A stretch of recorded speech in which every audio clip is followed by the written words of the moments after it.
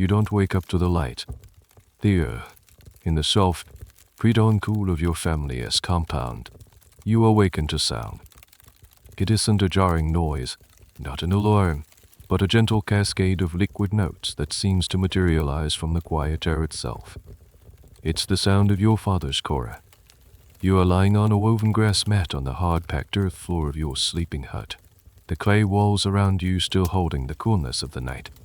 The sound filters through the open doorway, as clear and refreshing as water from the well.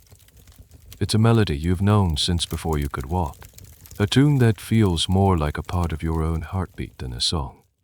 You don't move. You just listen. His fingers, you imagine, are moving across the 21 strings with an ease that seems impossible. The Kora itself is a magnificent instrument, a large calabash gourd cut in half and covered with cowhide to create a resonator, with a long, elegant hardwood neck. The strings, once made from twisted antelope hide, are stretched into parallel rows, and your father plays them with the thumb and index finger of each hand. It is both a harp and a lute, and it sounds like neither. It sounds like storytelling. Each pluck, each ripple of notes, is a word, a sentence, a chapter in a story you can't yet understand. This is not a performance. This is practice. This is maintenance. For your father, playing the Kora is like a fisherman mending his nets or a smith sharpening a blade. He is keeping his most important till in perfect working order, his memory. The complex melodies are mnemonic devices, keys that unlock vast epics, tangled genealogies, and the precise legal precedents of your people. He is a Jali, a keeper of the word. Outsiders, much later, will try to give this role a single name, Griot, a term whose origins scholars still gently debate. But for you, he is simply the anchor of your world. You can smell the faint, comforting scent of last night's wood smoke from the cooking fire, now just a bed of gray ash. The village is still asleep. Only the roosters are beginning to stir, their calls a distant, right counterpoint to the chaos perfect harmony. You know that inside that music are the names of kings who founded great empires, like the legendary Sundiata Keita of Mali. The music holds the story of his exile, his triumphant return, and the founding of an empire that would become fabulously wealthy. This is the mainstream history, the headline story that everyone knows a piece of. But you also know, instinctively, that the music holds other things. It holds the names of the village's first farmers, the story of a great drought generations ago, a recipe for a poultice that soothes bee stings. It is a library of everything, big and small. You sit up, the woven mat slightly scratchy against your skin. You are only a child, but you feel a strange weight settle on you in these quiet moments. A weight of expectation. Your path is not a choice, it is an inheritance. The question of how far back this tradition truly goes is something historians argue about to this day. Some say it is as old as the languages themselves, stretching back into the mists of time before any of the great West African empires. Others argue that the Griot class, as a formalized institution, rose alongside the kings and courts of empires like Ghana, Mali, and Songhai, serving as the official historians and advisors. For you, this debate is meaningless. Your father is a Griot, and his father was before him, and his father before him. The line of memory is unbroken. The music stops. In the sudden, deep silence, you can hear your father clear his throat. The day's first lesson is about to begin. You slide off your mat and walk out into the dawn air. It's cool and smells of dust in the nearby baobab trees. Your father is sitting on a low wooden stool, the Kora resting beside him like a faithful dog. He isn't looking at you, but at the horizon, where a pale orange line is slowly bleeding into the deep indigo of the fading night sky. He waits until you are standing before him, quiet and attentive. He doesn't tell you to be quiet. It is simply expected. In this world, listening is a form of respect, and you have been taught to offer it freely.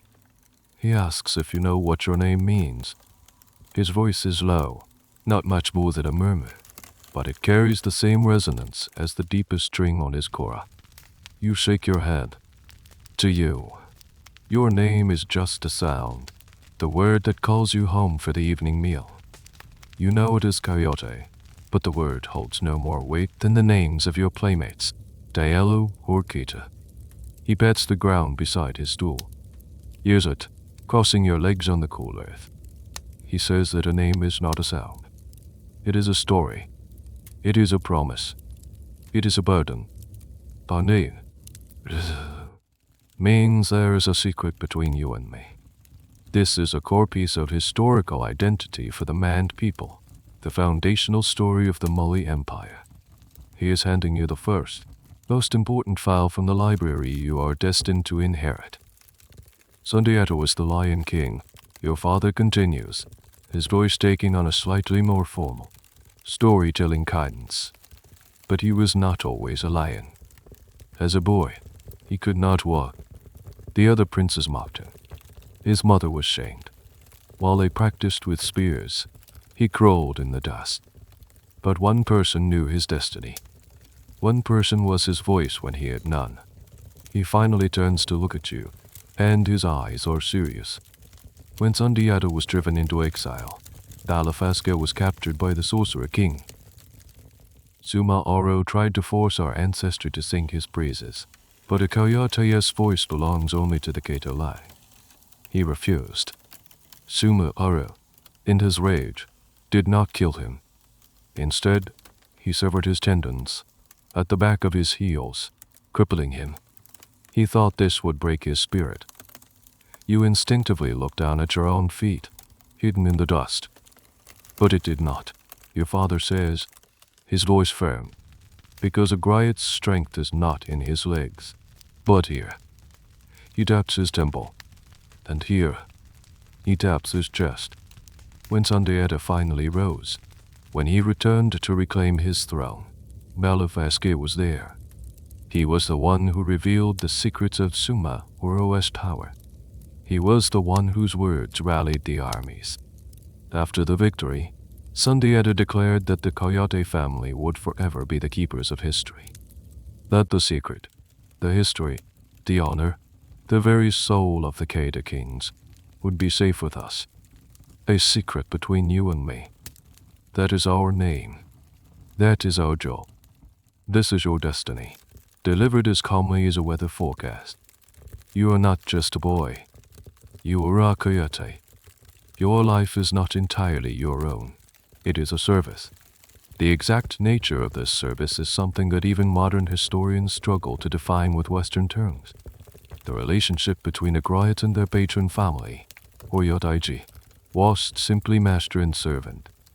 It was a sacred, symbiotic bond, a blend of advisor, press secretary, artist, and living legal document. The Griot was often the only one who could speak truth to power without fear of death, and that trust was the foundation of their role. Other families were giant, your father says, gesturing vaguely towards the smith's compound. Others farmed the land. We forge memory. We cultivate history. It is a heavier tool than any hoe or hammer. He explains that words have a life force, an energy that the man people call NYMA. It's a concept that's difficult to translate, a kind of dangerous spiritual power. Blacksmiths have it, as they bend metal to their will.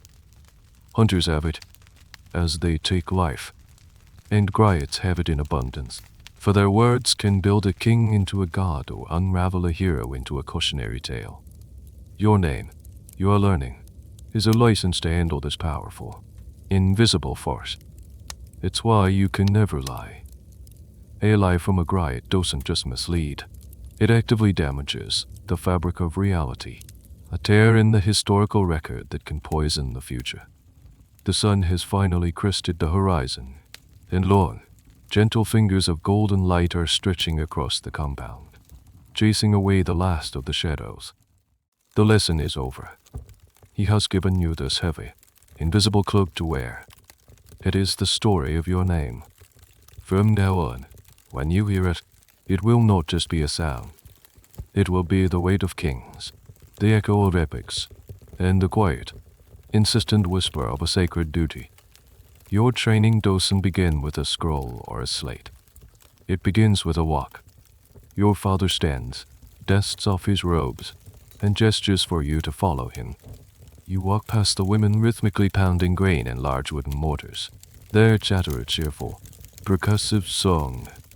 You walk past the blacksmith's hut, the rhythmic clank-clank hiss of his hammer and quenching tub, a familiar part of the village's soundscape. Your destination is the heart of the village, the social center for all the men, the deep shade of the great baobab tree. Here, the elders gather. They sit on woven mats and low stools, some mending tools, others simply talking, their voices a low, rumbling murmur. The air is thick with the smell of dust, dried grasses, and the faint, sweet scent of kola nuts being chewed. Your father finds a spot, and you sit beside him, making yourself small. He doesn't introduce you or explain your presence. You are simply there. For a long time, nothing happens. You watch a lizard scurry up the immense, great trunk of the baobab. You swat at a fly buzzing near your ear. You feel the grit of the earth under your legs. It is, to be honest, incredibly boring.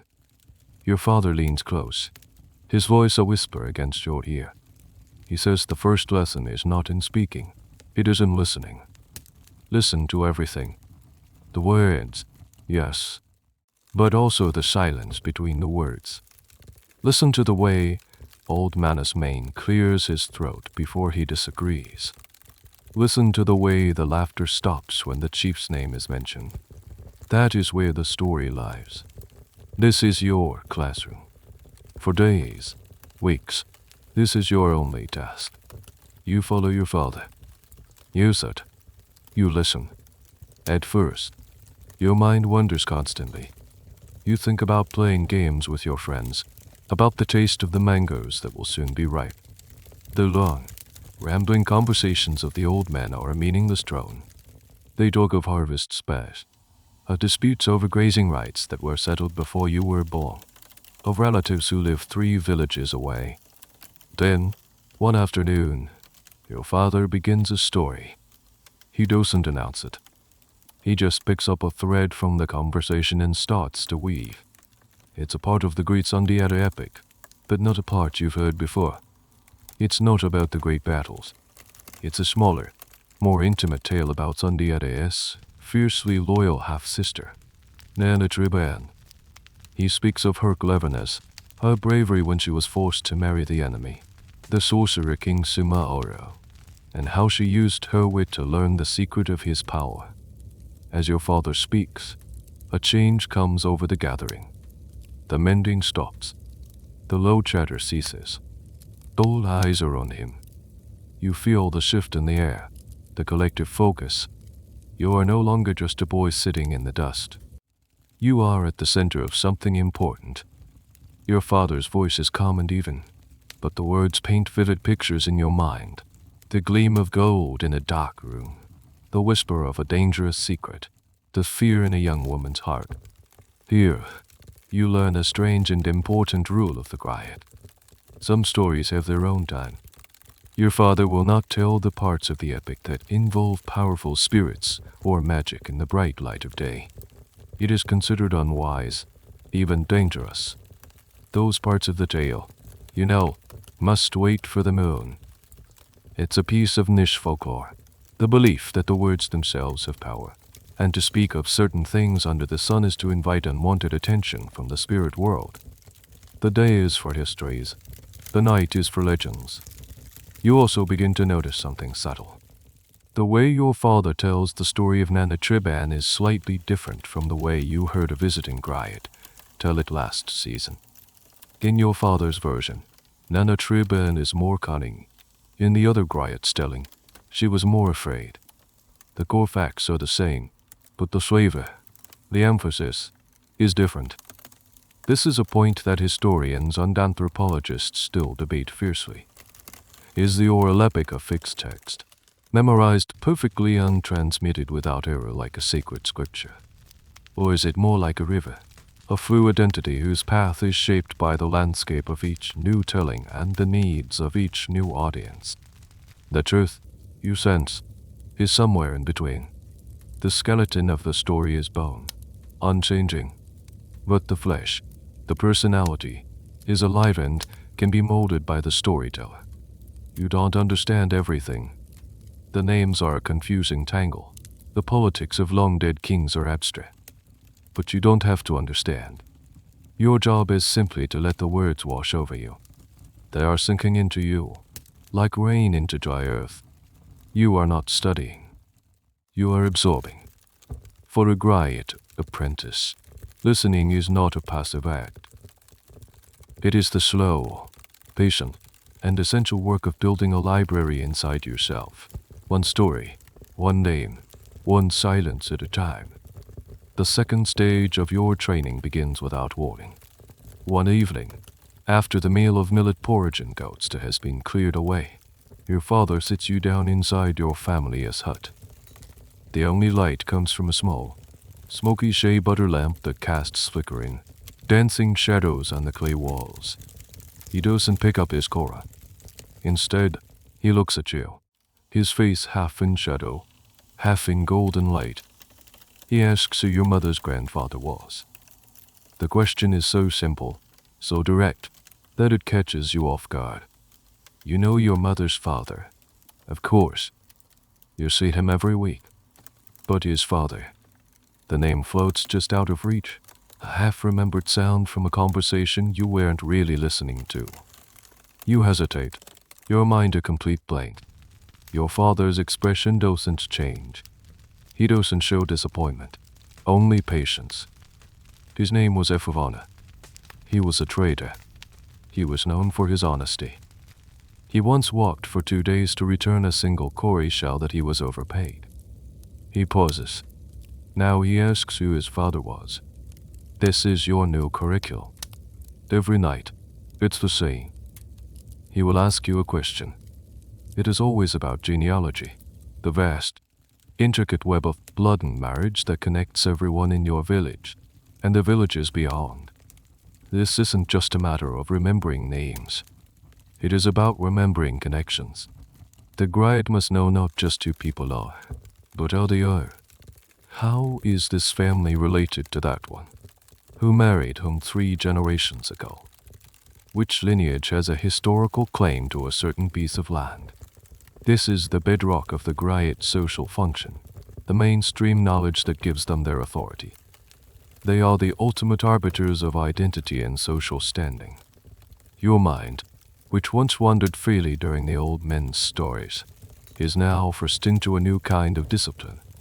You must build a structure within it, a great house with many rooms, and in each room, you must place a family, a name, a story. At first, it feels impossible. The names blur together. Diallo, Trua, Tamura, Koja. The connections are a hopeless tangle. You make mistakes.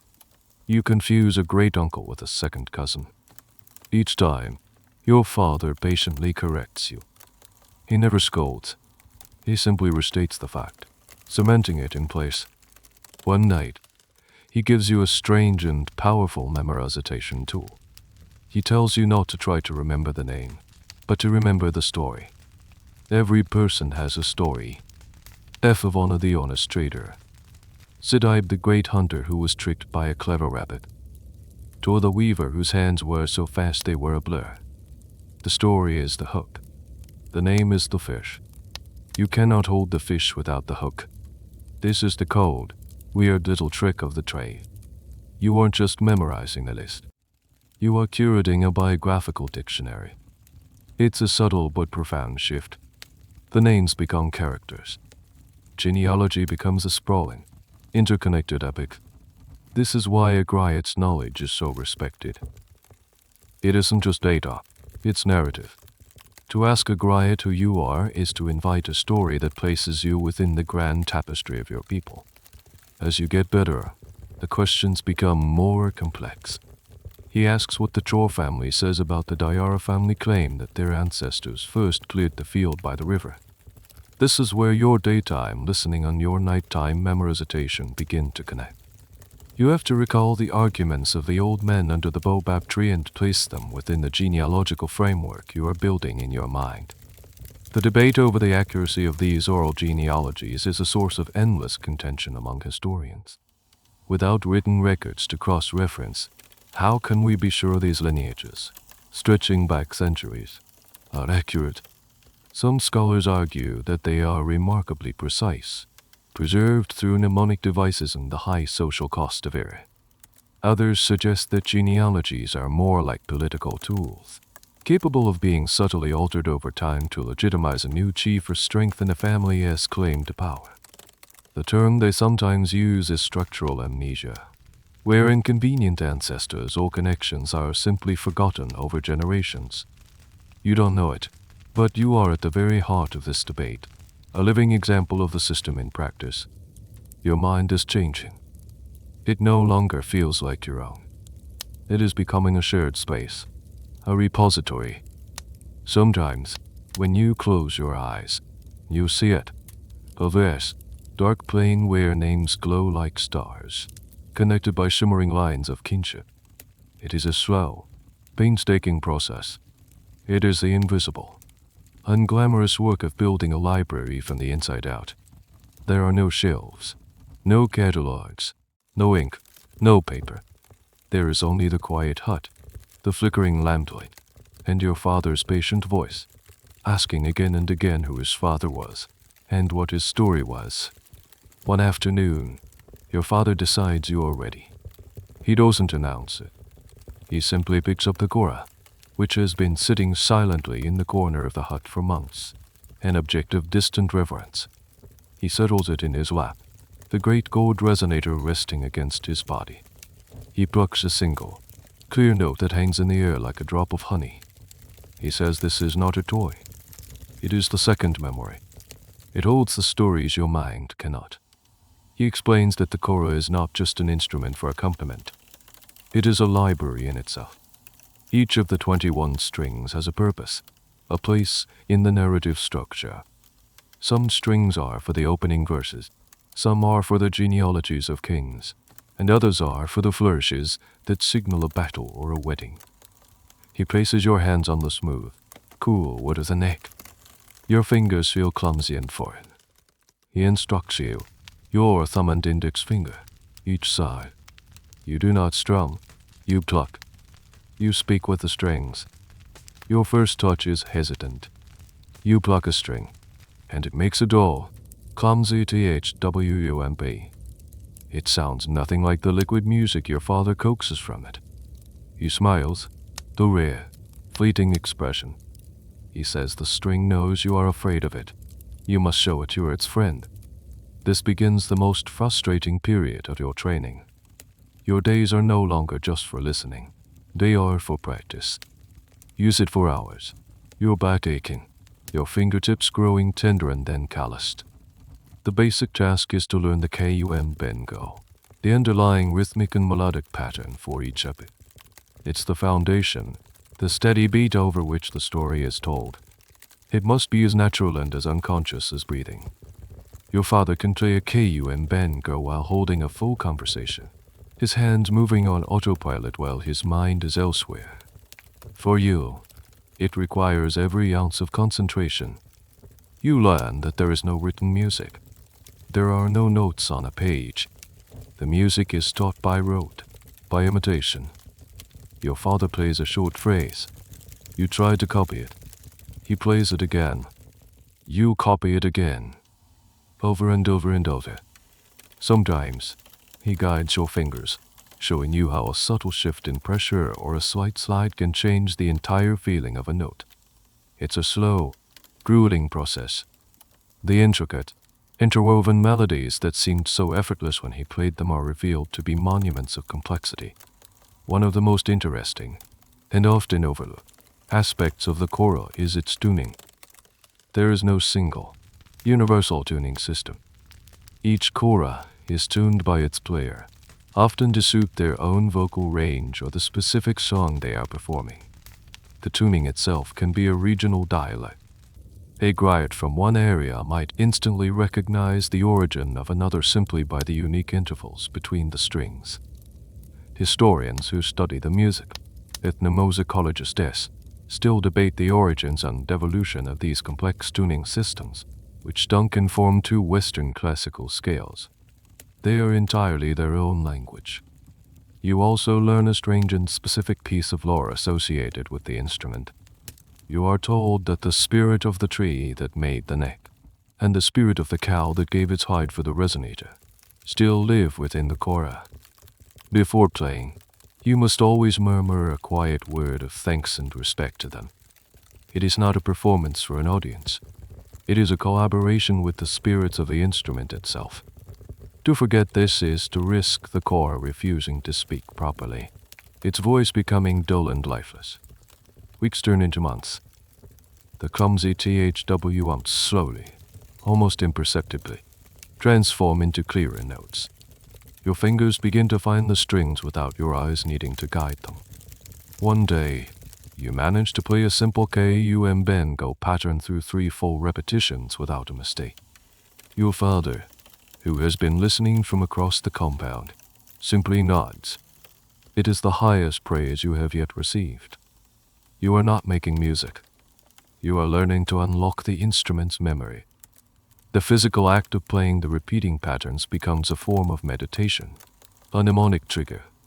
The melody for the story of Sundiata's birth is different from the one for his exile. As your fingers learn the patterns, your mind begins to automatically associate them with the corresponding verses. The Kora is becoming an extension of your own memory. It's 21 strings, a set of keys to the library you are building inside your head. You still have a long way to go, but for the first time, you can feel it. The secret is beginning to pass from his hands to yours. Just as you begin to feel a flicker of confidence with the Kora, your father introduces you to its cousin, the Balafon. If the Kora is the voice of lyrical epics and flowing genealogies, the Balafon is the sound of history itself, solid and resonant. It lies on a mat in the shade, a xylophone made of polished rosewood keys of varying lengths, arranged over a bamboo frame. Beneath each key hangs a small, dried calabash gourd, each one precisely sized to act as a natural resonator. It looks ancient, and it is. Your father strikes one of the wooden keys with a rubber-tipped mallet. The note that rings out is warm, woody, and surprisingly loud.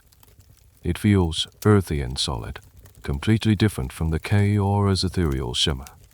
He says the Kora speaks of kings, while the Balafon remembers the earth they walked on. He tells you the story of the first Balafon, the Sobala. This is a core part of the Sundiata epic, a famous piece of man history. The legend says it was an enchanted instrument that belonged to the Sorcerer King. It was so powerful that it played itself, and Sumaoro was the only one who could touch it. Instead of killing him, the instrument sang so beautifully under his touch that Sumaoro, in his shock and admiration, appointed him as his own chief griot. It was a position Balafon accepted only to learn his master's secrets.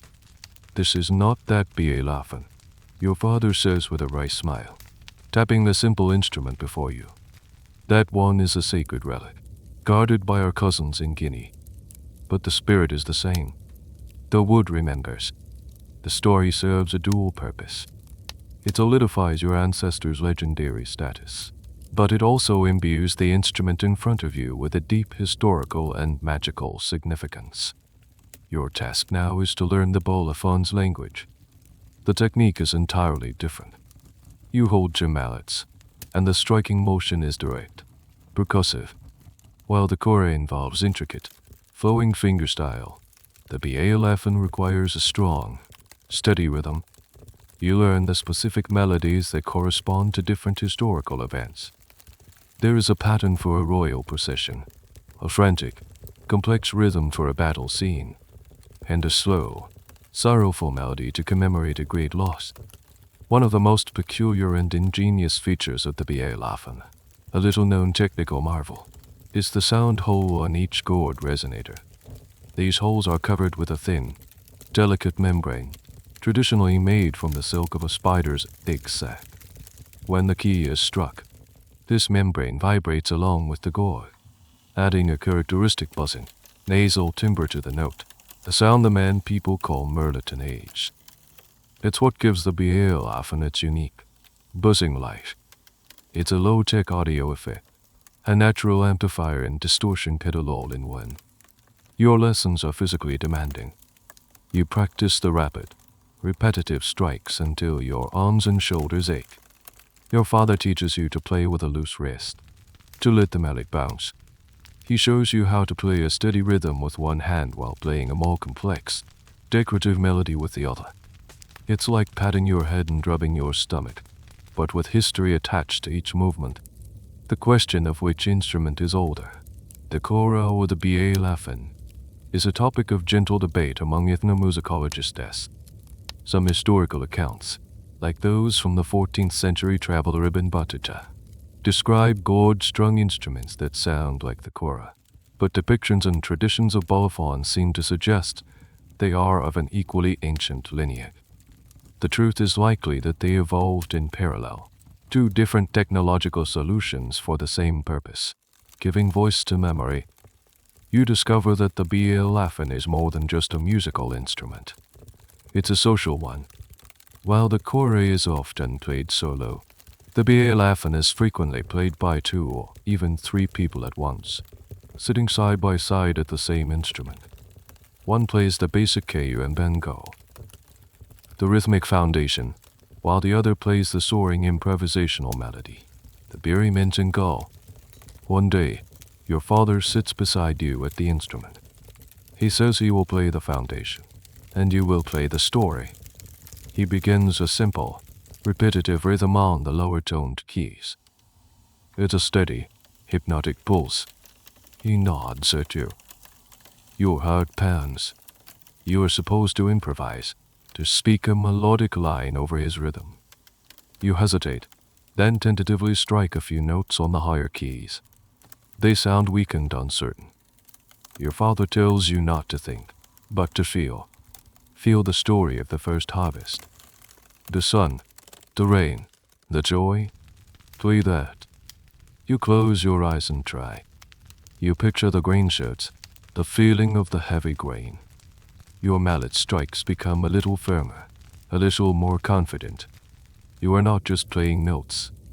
You are telling a story with wooden gourds, learning the language of the earth, one resonant, buzzing note at a time.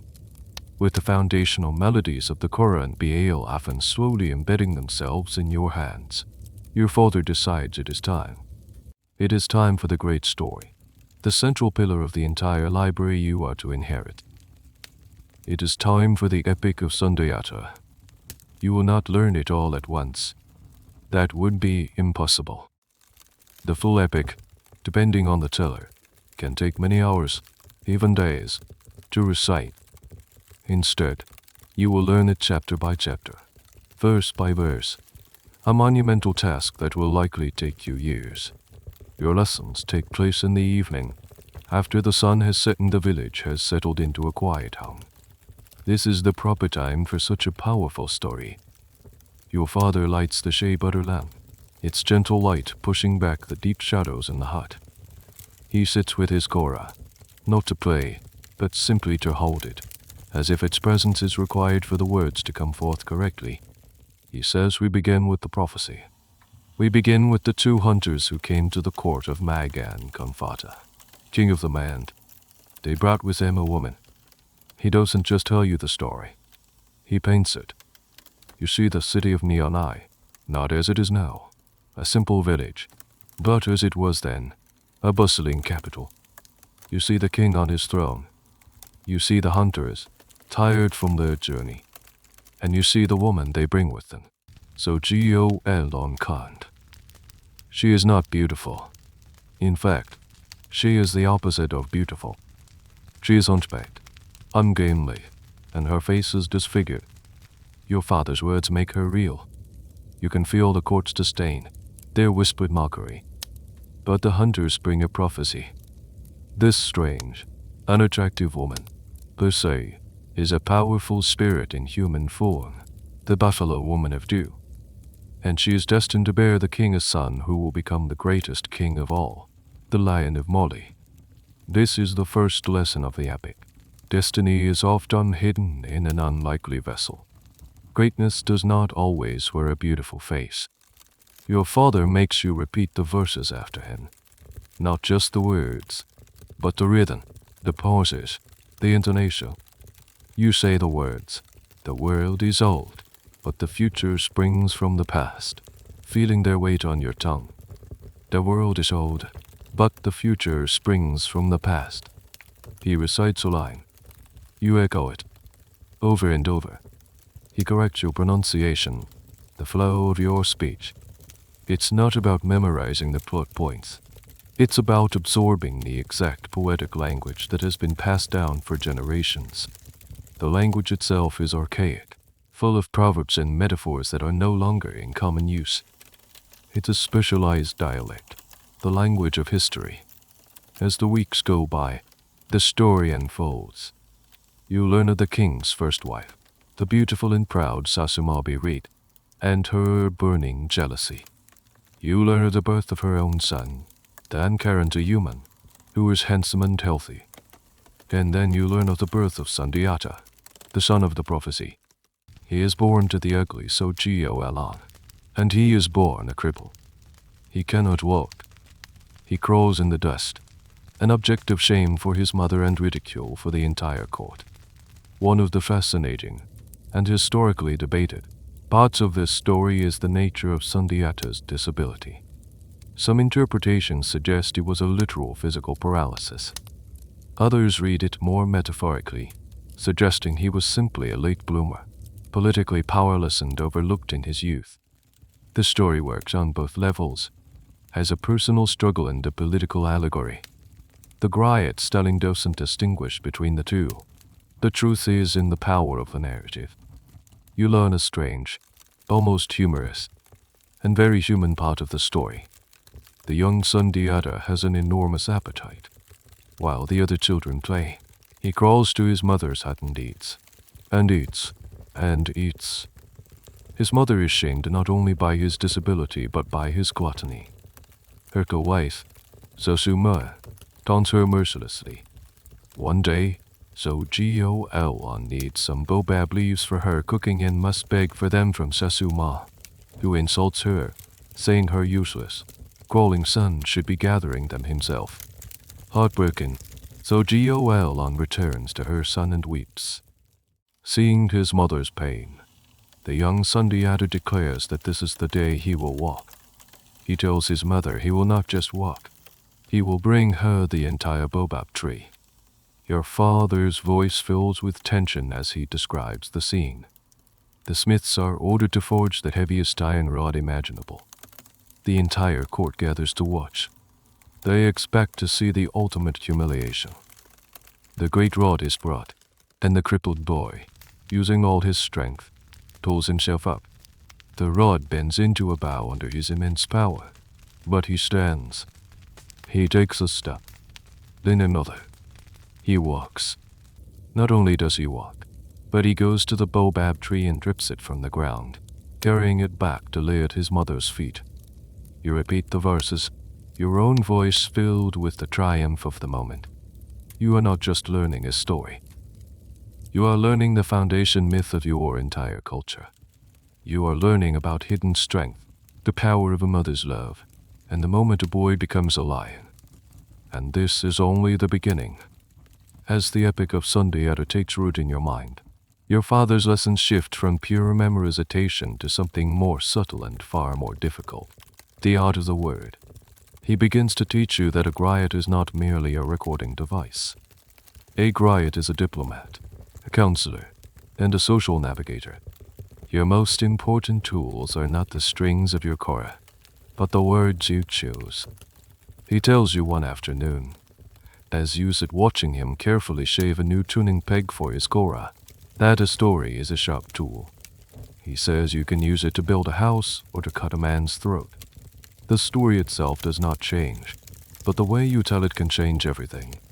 He begins to give you hypothetical situations, small puzzles of social etiquette and political maneuvering. He says to imagine the chief has made a foolish decision. He wants to plant the millet before the first rain, and everyone knows the seeds will bake in the sun. The elders are angry, but they are afraid to challenge him. What do? Your first instinct is direct. You tell him he is wrong. Your father shakes his head, not in disappointment, but as if you've missed the point entirely. If you do that, you have shamed him. A shamed chief is a deaf chief. He will not listen to you now, or ever again. You have lost your influence, which is your only true power. No, you do not tell him he is wrong. You tell him a story. He leans forward, his voice conspiratorial. You wait until the evening, when he is sitting with his counselors. You ask permission to entertain them, and you tell them the story of the impatient King Efavana. You tell the tale of a great and wise king. You must praise him first, always praise him first, who was so eager to see his people prosper that he once ordered the fields to be planted in the dry season. You describe the withered crops, the hungry village, the king's great sorrow at his mistake. You make him a tragic hero, not a fool. You do not mention your chief's name once. You do not look at him. You just tell the story. And then you stop. This is the core of a Griot's political function. It's a form of indirect communication, a way of offering advice and criticism without causing a direct confrontation. Praise, allegory, and historical precedent are your weapons. You learn the art of the proverb, the well-placed compliment, the subtle warning wrapped in an ancient tale. Historians often refer to this as the Griot's role as a social lubricant, smoothing over conflicts and guiding leaders from behind the scenes. You also learn the vocabulary of praise. This is a very specific and important skill. You must know the official praise names for all the important families. The Kouyatés are lions, the Troras are associated with a different lineage, and so on. To address a nobleman without reciting his praise names is a grave insult. But this too is a tool. Withholding a line of praise can be a more powerful statement than a direct criticism. One of the more peculiar and less understood aspects of this is what some anthropologists call joking relationships. Certain clans have a historically sanctioned relationship of ritualized insult. A Griot from one clan can publicly make fun of a nobleman from its joking partner clan, and vice versa, in ways that would be unthinkable for anyone else. It's a way of releasing social tension, a sort of cultural safety valve. The debates around the origin of these relationships are fascinating, with some scholars believing they stem from ancient military alliances or resolved conflicts, a way of turning old rivalries into a peaceful, even entertaining, social custom. Your father tests you constantly. A wealthy patron has given you a skinny goat as a gift. It is an insult. How do you thank him? You think for a moment, trying to apply the logic. You thank him for the gift, but you praise the memory of his father, who was known for his generosity and his fat, healthy herds. Your father nods, the corners of his mouth twitching upwards. Good. You have thanked him for the goat, but you have reminded him of the standard he is failing to meet. You have corrected him without insulting him. You have sharpened the word. These lessons are more tiring than any Kora practice. They require a constant awareness of social dynamics, a deep understanding of human pride and fragility. You are learning that the silence between words can be as loud as a shout. You are learning that a well-timed story can avert a crisis, and a clumsy one can start a feud. You are not just a historian. You are becoming a craftsman of influence, and your raw material is the vast, invisible power of the spoken word. One day, a woman from the far edge of the village comes to your compound. She is not wealthy. Her clothes are worn, and her hands are rough from a life of hard work in the fields. She waits patiently, her eyes downcast, until your father acknowledges her. She has a problem. Her family and her neighbor's family are in a dispute over a small patch of land near the stream, a place good for growing vegetables. She claims it has belonged to her family for generations. The neighbor claims the same. The village chief is tired of their bickering. She has come to your father as a last resort. Your father doesn't consult a map or a written deed. He doesn't need to. He closes his eyes for a long moment, his face a mask of concentration. You know what he is doing. He is walking through the corridors of the library in his mind, searching the records. Then he begins to speak. His voice is gentle. He doesn't start with her grandfather. He goes back further. Her great-grandmother, he says, was named Dizatu. She was the second wife of a man named Mausa. Mausa's first wife had 3 sons, but Izatu had only one daughter. That daughter. He proceeds to trace the woman's maternal line, name by name, story by story. He recalls a marriage, the dowry, a difficult birth. Then he turns his attention to the neighbor's family, and does the same, tracing their lineage with equal, effortless detail. You listen, mesmerized. This is not the grand, sweeping history of the Sundiata epic. This is not the story of kings and empires. This is the history of ordinary people. It's the small, vital, and often unrecorded history of farmers, weavers, and potters. This is a crucial, often overlooked, function of the Griot. While they serve kings, their knowledge base is profoundly democratic. They are the keepers of every honest story, the living proof that every life has a history worth remembering. This challenges the common perception of history as being solely the domain of the rich and powerful. In your world, a person's identity and rights are not contingent on wealth, but on their place in the great, shared story. The woman before you may be poor, but her ancestry is as valid and as carefully preserved as the chief's. After laying out both genealogies, your father finally addresses the matter of the land. Your ancestor, Izatu, he says to the woman, was given the use of that patch of land as a gift from her husband's family when her daughter was born. It was not part of the family land. It was a personal gift for her use, and it was understood that it was for her lifetime only. The woman's face falls. The truth is not what she wanted to hear. However, your father continues, turning his attention to an invisible audience, the neighbor who is not there. Your neighbor's great-grandfather, in a time of drought, was given 3 goats by his aid-to-us daughter to save his family from hunger. A debt of kindness was created. He has found a precedent, a forgotten connection that provides a path to resolution. The existence of these unwritten legal and social precedents is a nightmare for legal historians who rely on documented codes. How can a society function on a system of remembered favors and verbal agreements? The answer, as you are witnessing, is the Griot. They are the living contract, the walking legal code. Of course, the system's fallibility is also its most debated feature. What if the Griot is biased? What if their memory is flawed? This is why a Griot's public reputation for impartiality and accuracy is their most valuable asset. A Griot whose memory is questioned loses everything. Your father concludes that the land does not belong to your family, but a debt is owed.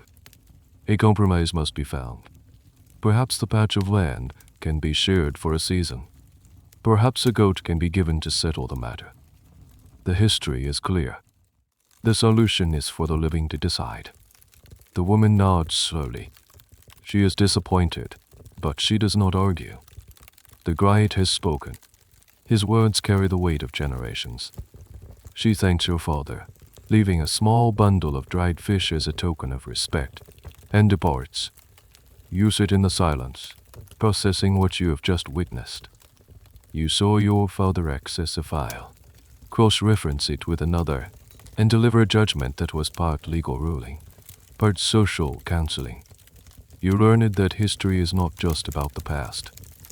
It is a living tool used to solve the problems of the present. And you learn it that the smallest stories, the story of a single patch of land, a gift of a few goats, are just as important as the stories of kings, because they are the threads that hold the everyday world together. The day you have been dreading and secretly anticipating arrives without ceremony. It is the middle of the market day, the busiest, noisiest time of the week. The central square of the village is a chaotic swirl of color, sound, and smell. People from surrounding villages have come to trade, their voices a mix of different dialects. There's a sharp scent of spices, the earthy smell of livestock, and the sweet aroma of fried cakes. Your father leads you through the throng to a relatively clear space near the storyteller's tree, where a small crowd has already gathered. He turns to you, his face unreadable. He says today you will speak. A cold knot of fear tightens in your stomach. It's one thing to recite verses in the privacy of your hut. It's another thing entirely to speak here, in front of everyone. Your mind, which felt so full of stories just this morning, suddenly feels like a barren desert. He says they will not judge you, though it offers little comfort. They will listen. An old man, a friend of your father's, smiles at you. He calls out for you to tell them a story. Little Griot, to tell them of the great trickster, Anansi the spider. Your father gives you a slight, almost imperceptible nod. This is your test. Anansi's stories are fables, not the high history of the epics. They are simpler, shorter, and often humorous. It's a beginner's task, but no less daunting for it. The Anansi tales are a famous part of West African folklore, a collection of stories centered around a clever, lazy, and greedy spider who uses his wits to outsmart creatures far more powerful than himself. These stories serve as entertainment, but also as moral lessons about the consequences of pride and foolishness. You take a deep breath. Your hands are sweating. You look out at the faces in the small crowd. They are expectant, curious. You can't remember the beginning of any of the stories. Your mind is a roaring silence. Your father, seeing your panic, subtly prompts you. He clears his throat and murmurs, just loud enough for you to hear, about the time the sky god Naomi kept all the stories for himself. That's a key. The line unlocks a door in your memory. The story floods back into you. You take another breath and begin to speak, your voice small and trembling at first. You say that in the beginning, all the stories in the world belong to Naomi, the sky god. Anansi the spider went to him and said he wanted to buy them. You describe the sky god's laughter, the impossible price he sets. To earn the stories, Anansi must capture 4 of the most dangerous and elusive creatures in the world: a swarm of hornets, a great python, a fierce leopard, and a fairy that no one has ever seen. As you speak, something shifts. You are no longer just a scared boy. You are a conduit for the story. You describe Anansi's cleverness, how he tricks the hornets into flying into a hollow gourd, how he fools the python into measuring itself against a long branch, allowing Anansi to tie him up, how he digs a pit for the leopard and offers to help him out, only to trap him in a web. The crowd is listening. The man who was haggling over the price of chickens has fallen silent. The children who were chasing each other have stopped to watch. You feel a surge of confidence. Your voice grows stronger, more animated. You use your hands, mimicking the python stretching out, the leopard falling into the pit. A fascinating, and still debated, aspect of these folk tales is their true origin and purpose. While they are often presented as simple children's stories, many scholars argue they function as complex social allegories, especially tales of the weak outsmarting the strong. Some theories suggest these stories were a form of coded resistance and psychological survival for enslaved peoples, who carried the tales with them across the Atlantic. Anansi becomes a symbol of the powerless individual who can defeat a powerful, oppressive system through cunning and intelligence, not force. You reach the climax of the story. Anansi carves a wooden doll, covers it in sticky gum, and places a bowl of yams in its lap. The fairy comes, speaks to the doll, and grows angry when it doesn't reply, striking it and becoming hopelessly stuck. Anansi captures her and takes all 4 of his prizes to the sky god. You finish the tale, your voice ringing with the triumph of the little spider. And so, you declare, Naimi the sky god gave all the stories to Anansi. That is why, to this day, all stories are called Anansi stories. For a moment, there is silence. Then, the crowd erupts in applause and appreciative laughter. The old man who requested the story beams at you, his wrinkled face a mask of approval. You look at your father. He is not smiling, but his eyes hold a look you have never seen before. It is pride. You have passed the test. You have stood in the public square and successfully wielded the power of the word.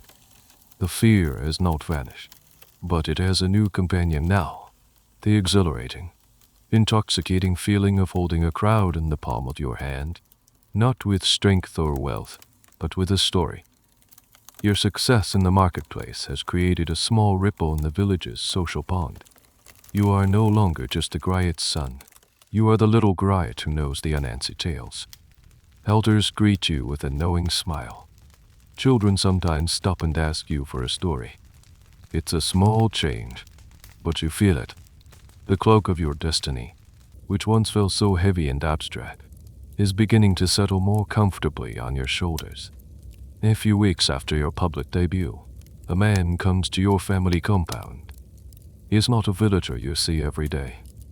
This is a Maidu, a wealthy merchant of the Dla people, a clan known for their vast trading networks that stretch across West Africa like a spider's web.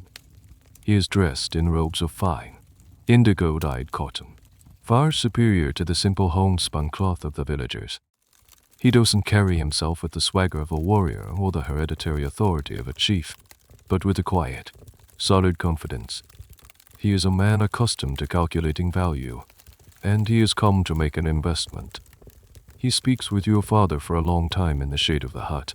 Their voices a low murmur. You are not invited to join them. You sit nearby, pretending to practice a simple scale on the Kora, but your ears are straining to catch their words. You hear Ramedu speak of his sons, of his trade caravans that travel to the salt mines in the north and the gold fields in the south. You hear him speak of contracts, promises, and the importance of a good name. Then, your father calls you over. Amedu the merchant looks at you, his gaze sharpened appraising. It's not an unkind look, but it's the look of a man evaluating a tool. He says he has seen your skill in the market.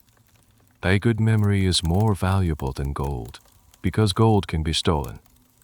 A memory cannot. He turns back to your father. He says he wishes for your son to become the Jali for his family. He will learn our history, our lineages, our great deeds. He will be our voice. This is a pivotal moment. The relationship between a Griot and a patron, the Otaiji, is the central pillar of your professional life. While the most famous Griots served kings and emperors, the vast majority, the working class of your profession, were attached to less noble but still powerful families, clan leaders, wealthy farmers, and, increasingly, merchants like Amedu.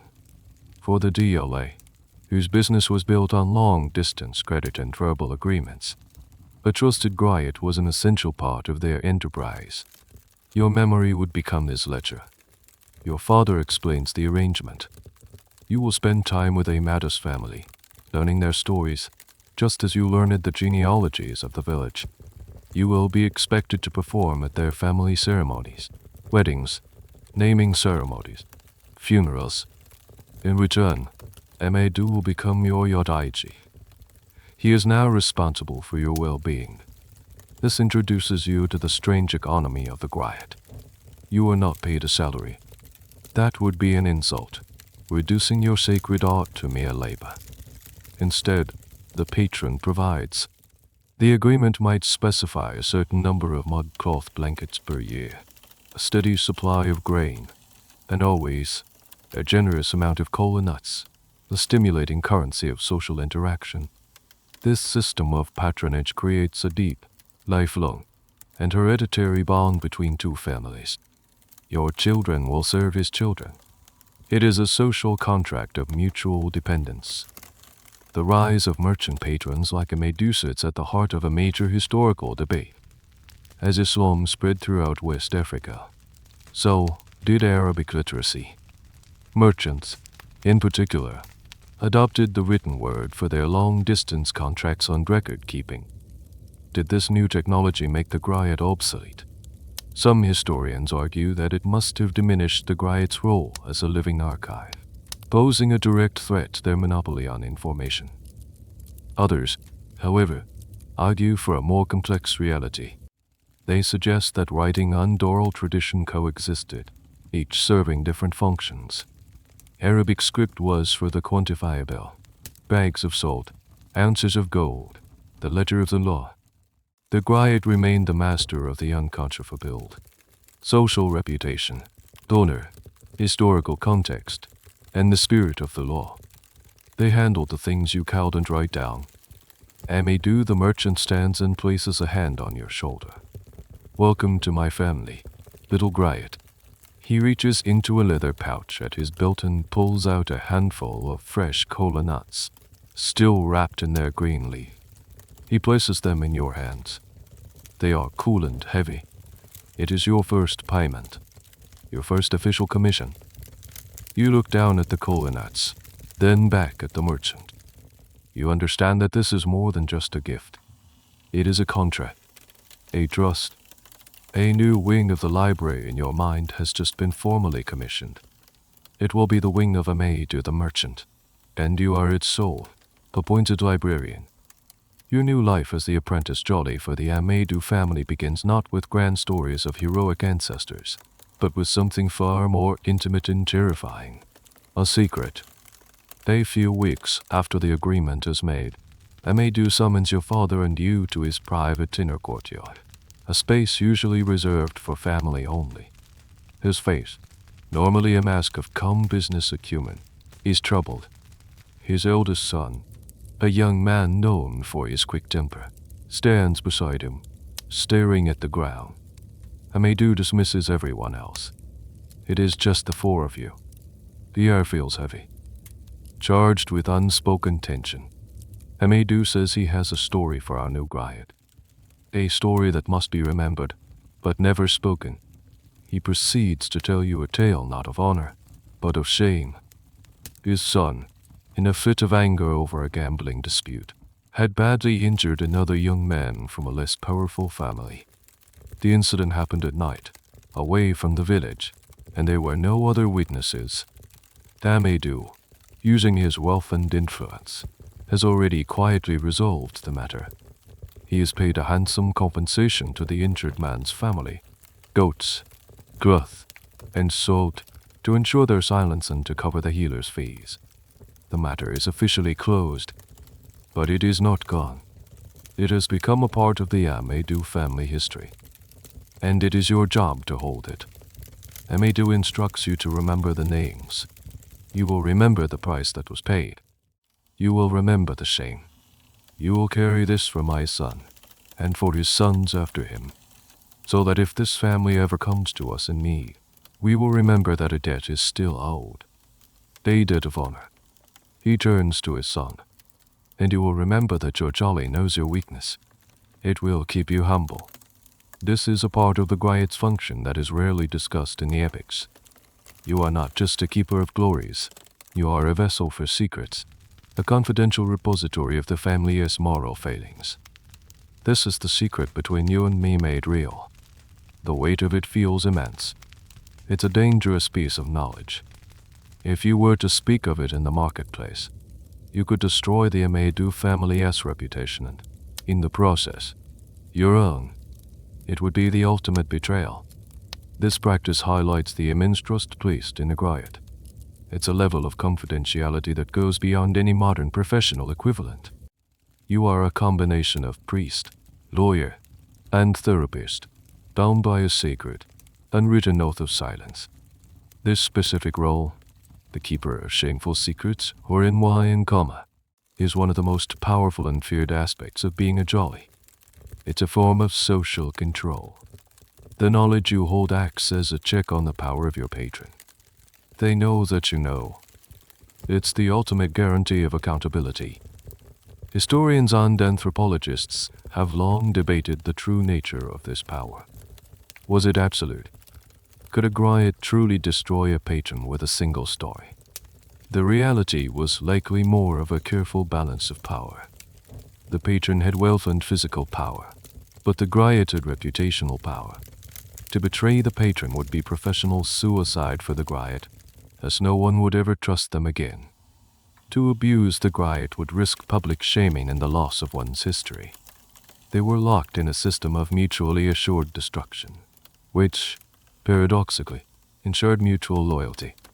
After a Maidu finishes, there is a long silence. You look at his son, who refuses to meet your gaze. You are now connected to him in a new and uncomfortable way. You share the weight of his mistake. You are the living record of his dishonor. Your father places a hand on your shoulder. He says later, as you walk back to your own compound, that a story has been given to you. You must put it in a very safe room in your mind. Lock the door, and do not visit it unless you are asked. Some stories are not meant to be told. They are meant to be carried. You lie on your mat that night, the events of the day replaying in your mind. The library inside you now has a new section, a dark, locked room in the basement. It's a strange and unsettling feeling. You are learning that history isn't just a collection of shining tales and heroic deeds. It's also a messy, complicated, and sometimes shameful burden. And being a librarian of memory means you are responsible for it all. The light in the dark. Your new duties for Maidu the merchant mean you must now travel.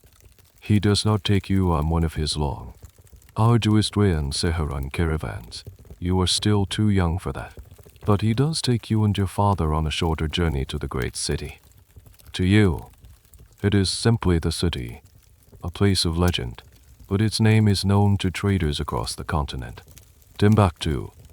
The journey itself is an education. You travel for days, part of a small, well-guarded caravan. You learn the rhythm of the road, rising before dawn, walking through the cool of the morning, resting through the brutal heat of midday, and walking again in the evening. You see landscapes you've only heard of in stories. Vast, flat plains where the sky seems to go on forever, and rocky hills that look like sleeping giants. You learn to read the landscape for signs of water, to recognize the tracks of animals, and to appreciate the profound, star-dusted silence of the savannah at night.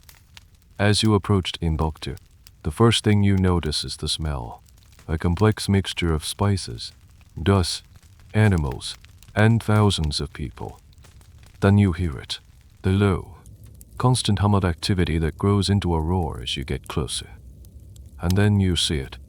It doesn't have the grand walls of a fortress city, but it rises from the sandy earth like a natural formation, a sprawling city of mud brick houses, mosques, and courtyards. It is larger, busier, and more chaotic than you could have ever imagined. Your village feels like a quiet corner of a single hut by comparison. This is the Timbuktu of the 15th and 16th centuries, a legendary center of trade and scholarship.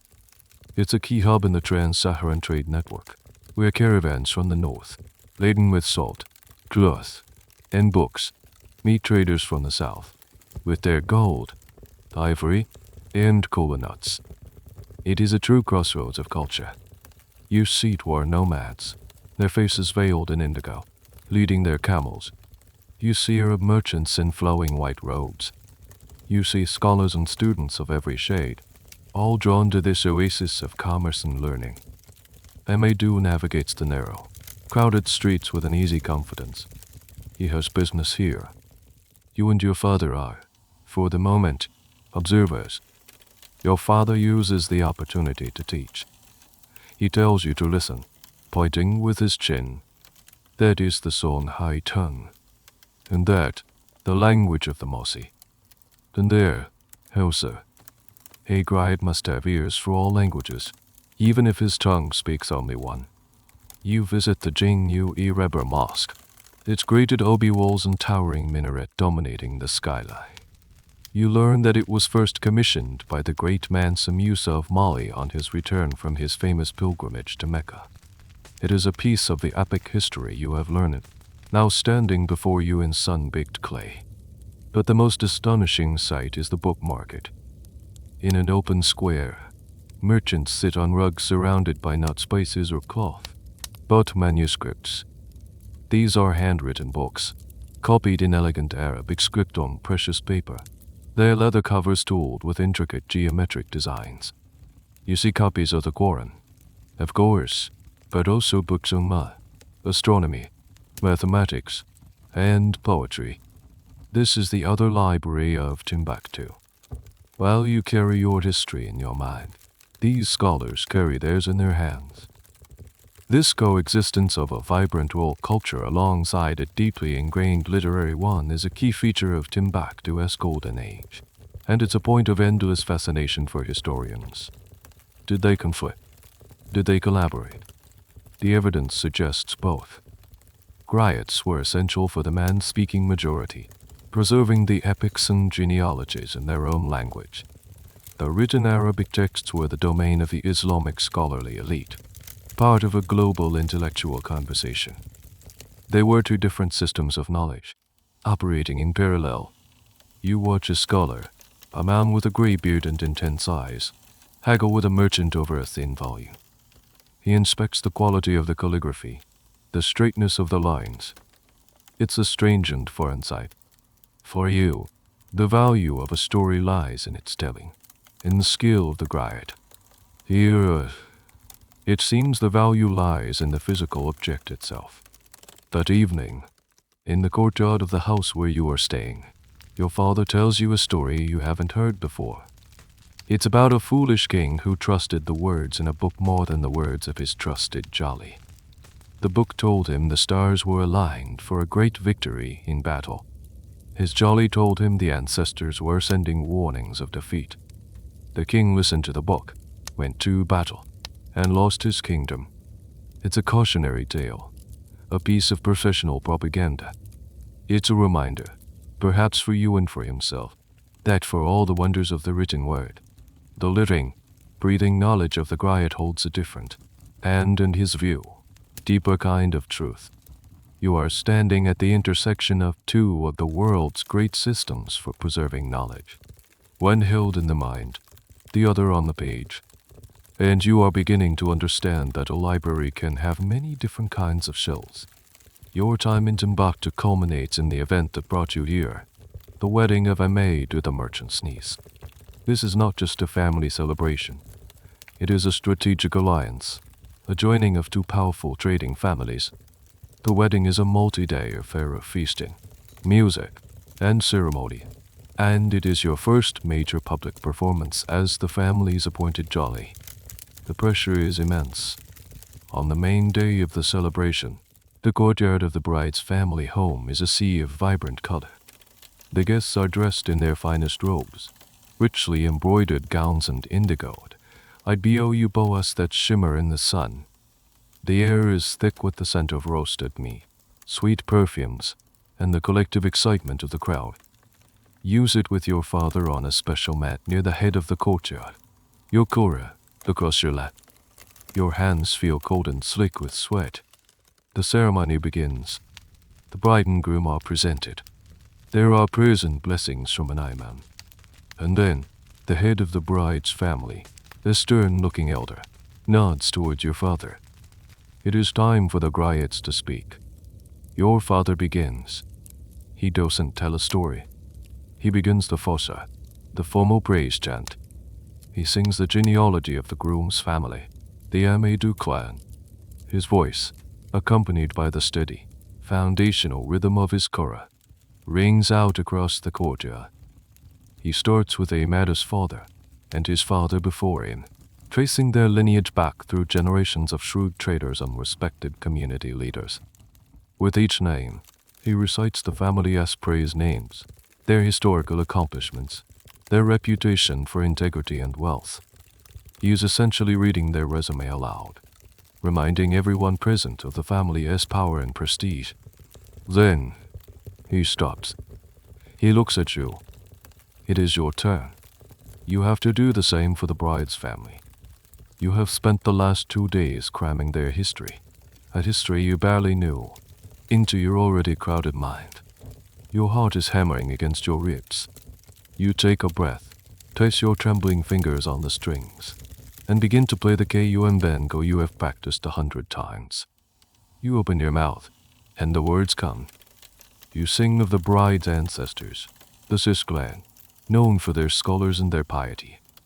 You trace their line, praising their contributions to the city's great mosques, their legacy of learning. You feel your father's presence beside you, a silent, solid anchor. If you falter, he will be there to catch you. This performance is a critical part of the wedding ceremony. It is the formal weaving together of two histories. By reciting the genealogies of both families, the Griots are publicly affirming the legitimacy and honor of this new union. It is a verbal contract, witnessed by the entire community. This is a classic example of the Griot's role as a social validator. As you continue, your confidence grows. You see Amadou nodding in approval. You see the bride's father, the stern elder, allow a small, satisfied smile to touch his lips. You are no longer just reciting names. You are performing your function. You are cementing a social bond with your words and music. Now comes the most difficult part. Your father has instructed you to compose a new, short verse for this specific occasion, a song for the wedding. It must be original, respectful, and clever. It must praise both families and wish the new couple prosperity. You take a deep breath and launch into the verse you have been agonizing over for days. You sing of how the Amadou family as wealth, like a great river of gold, now joins with the Sis family as wisdom, a deep well of knowledge. You use the metaphor of a trade caravan, saying this marriage is the most precious cargo of all, destined for a prosperous future. The creation of new material within such a traditional art form is a topic of great interest to scholars. How much innovation is allowed? The general consensus is that while the core epics and genealogies are relatively fixed, the canon, the Griot is expected to be a skilled poet and improviser in other contexts, composing new praise songs for specific events, or cleverly weaving current events into an old story, is a sign of a truly great Jali. It shows they are not just a parrot, but a creative artist. You finish your verse, your Kora ringing out the final notes. For a moment, there is silence. Then, the courtyard erupts in a roar of approval. Guests come forward, pressing gifts into your hands and your father's. Not just kola nuts, but strips of fine cloth, and even a few precious cowrie shells, used as currency. It is the ultimate sign of a successful performance.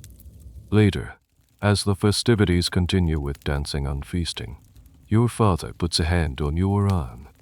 He says quietly amidst the celebration that today you were not his apprentice, you were his partner. You were a Griot. The praise from him is worth more than all the gifts combined. You have taken the knowledge from your mind, passed it through the strings of your Kora and the words on your lips, and used it to build something real in the world, a bond between two families.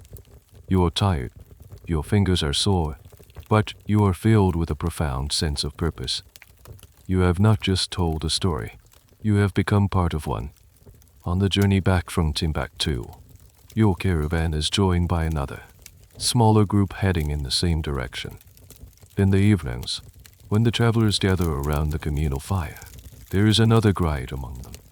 He is an older man, his face a web of deep lines, his eyes holding the patient, watchful look common to your profession. He is a Jali of the Afafana clan. Then one night, the conversation turns, as it often does, to history. Someone asks the old Griot to tell a story, and he obliges. He chooses a piece of the Sundiata epic, but a section you know intimately, the story of Sundiata's rival, the sorcerer king Suma Oro Kante, and his defeat at the Battle of Kouyaté. The old man tells the story well, his voice rising and falling with the drama of the tale. But as you listen, a strange feeling of unease begins to creep over you. His version is different from yours. It's not the major plot points. In his telling, as in yours, Sumaoro is a powerful and terrible sorcerer.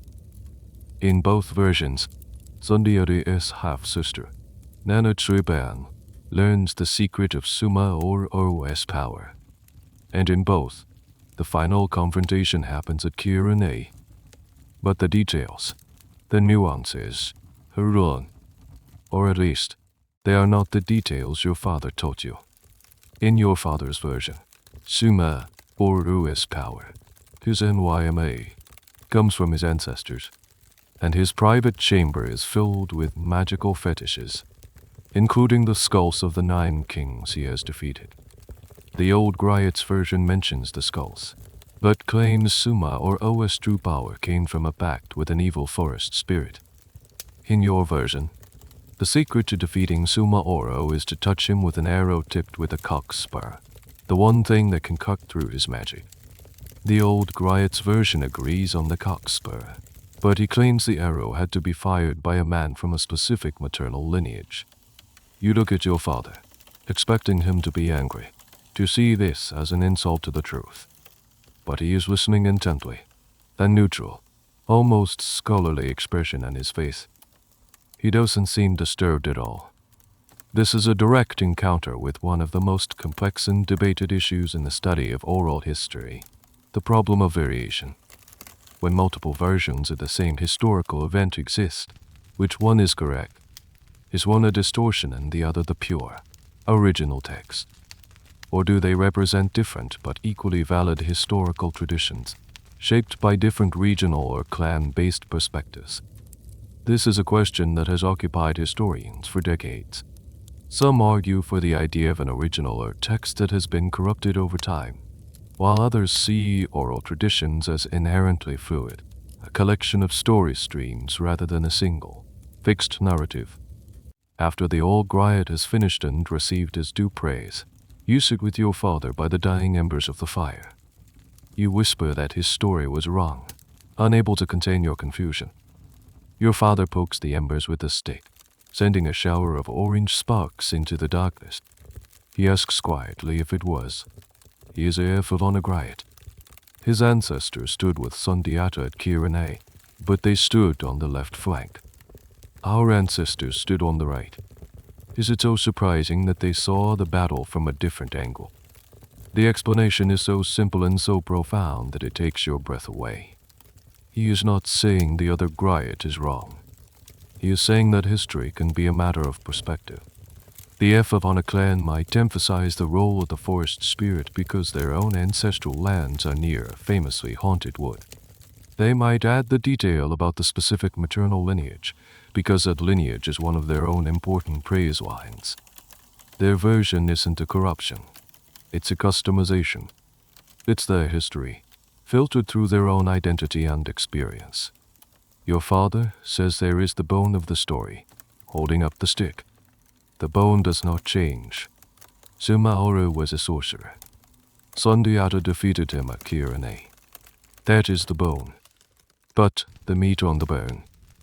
The meat can have a different flavor in every village. Our job is to preserve the version of our ancestors.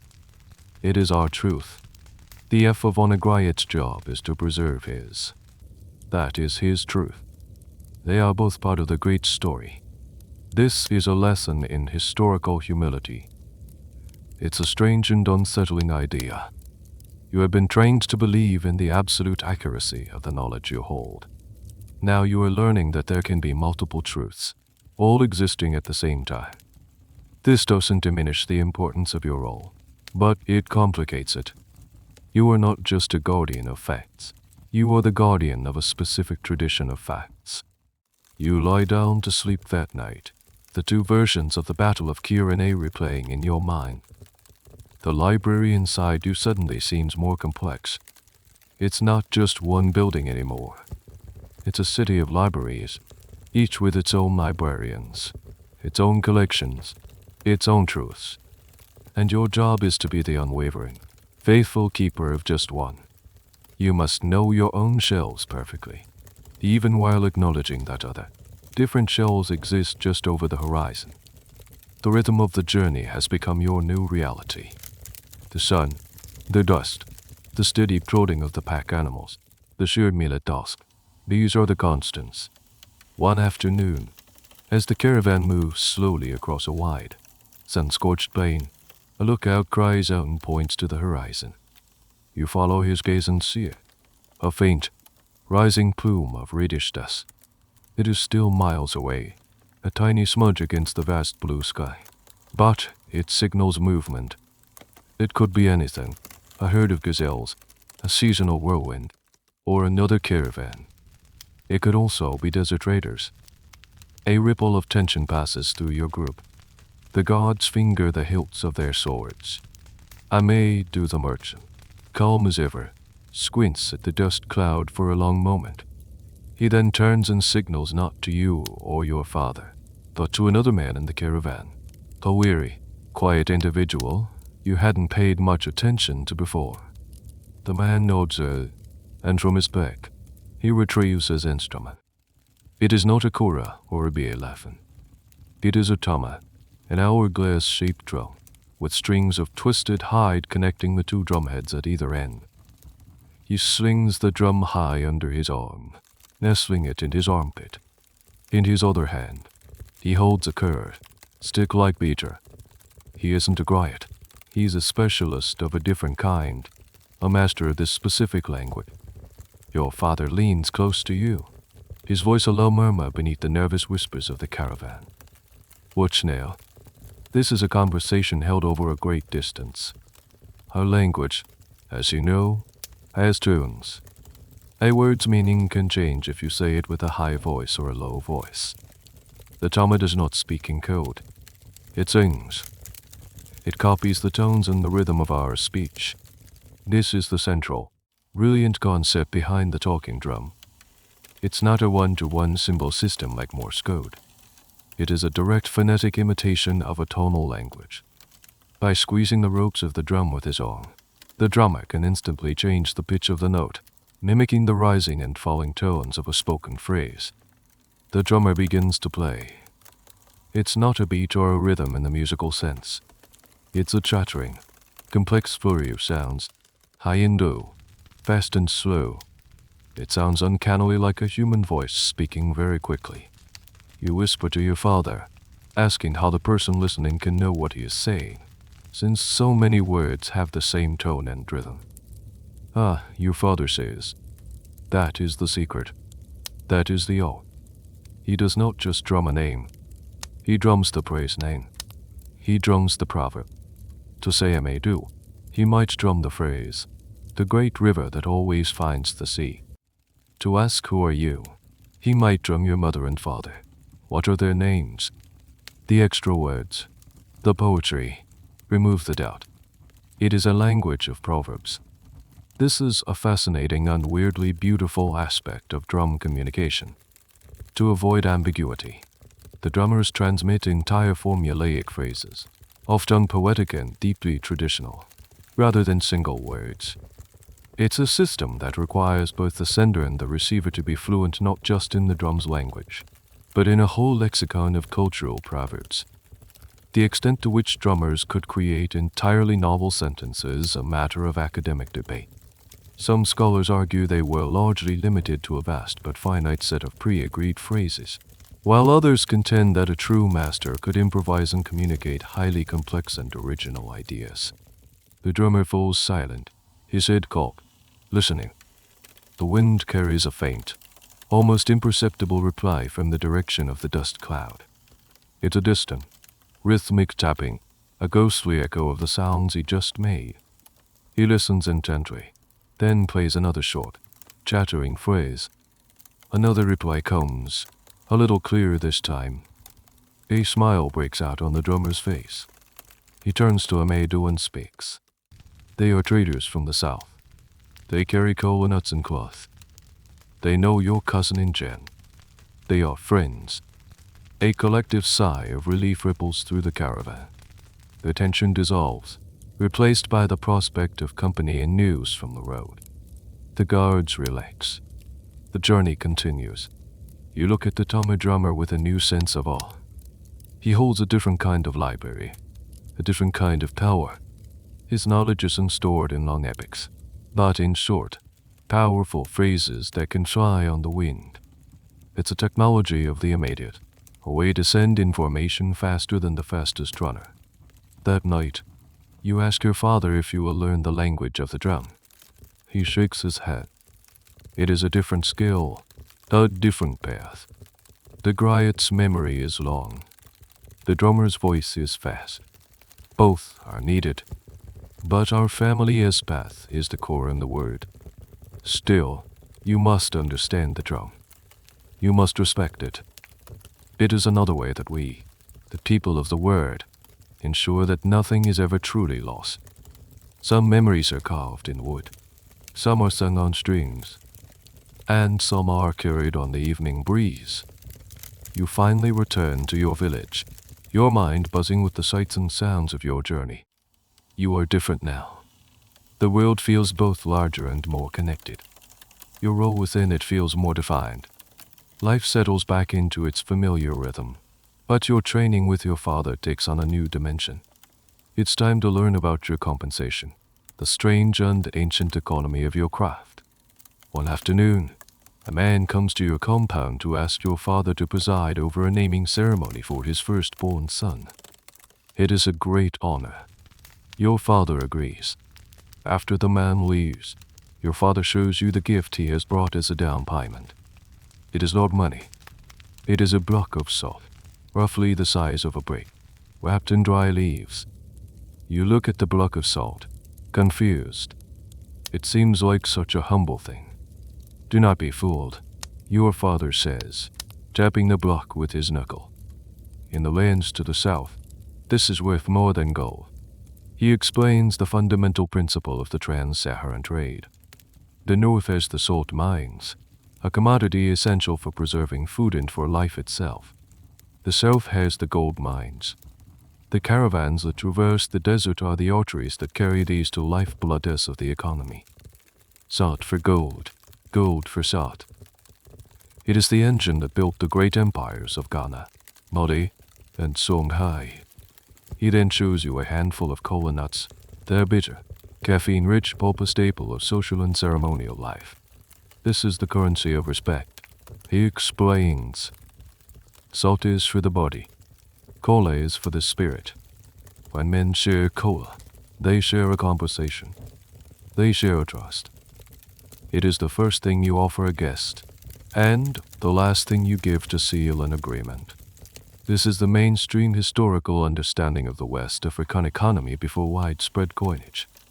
It was a sophisticated system based on commodity exchange, where the value of goods was determined by their rarity and utility in a specific region. A Griot's payment reflected this.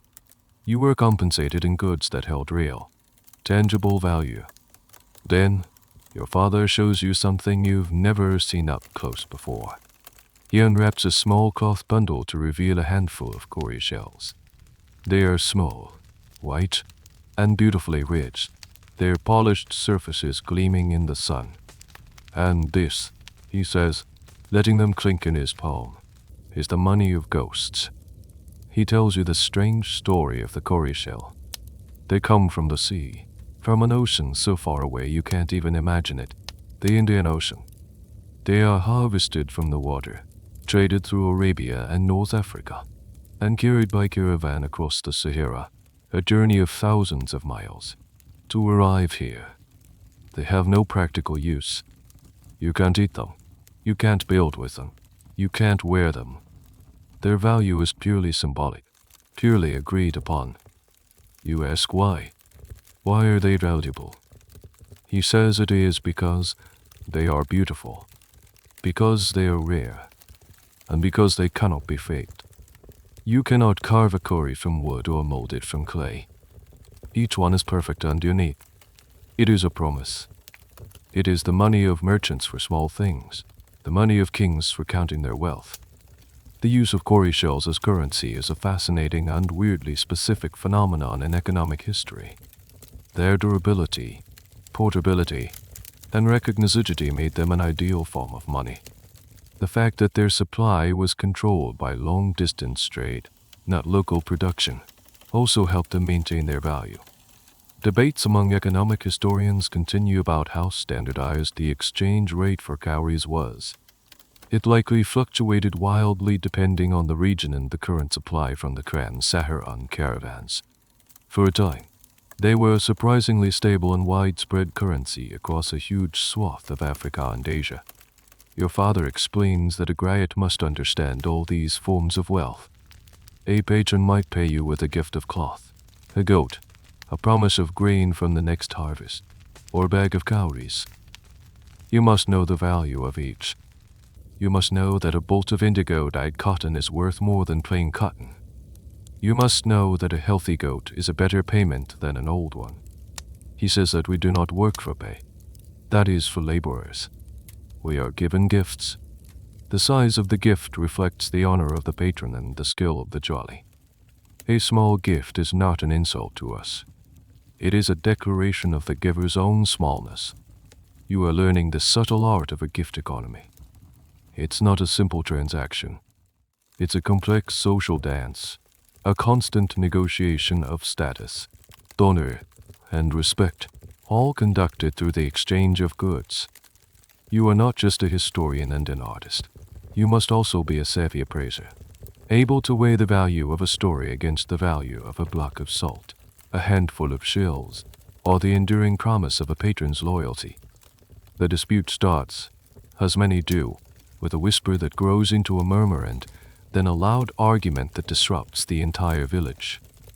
It's a conflict between two branches of the same family, the Camerous, over the right to use a particular piece of grazing land for their cattle. One branch claims their right comes from their direct paternal lineage, tracing back to the first Camara who settled here.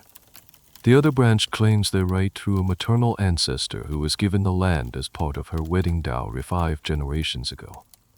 The argument becomes so heated that the village chief, a weary-looking man named Biabu, finally intervenes. He calls for a public gathering under the great baobab tree.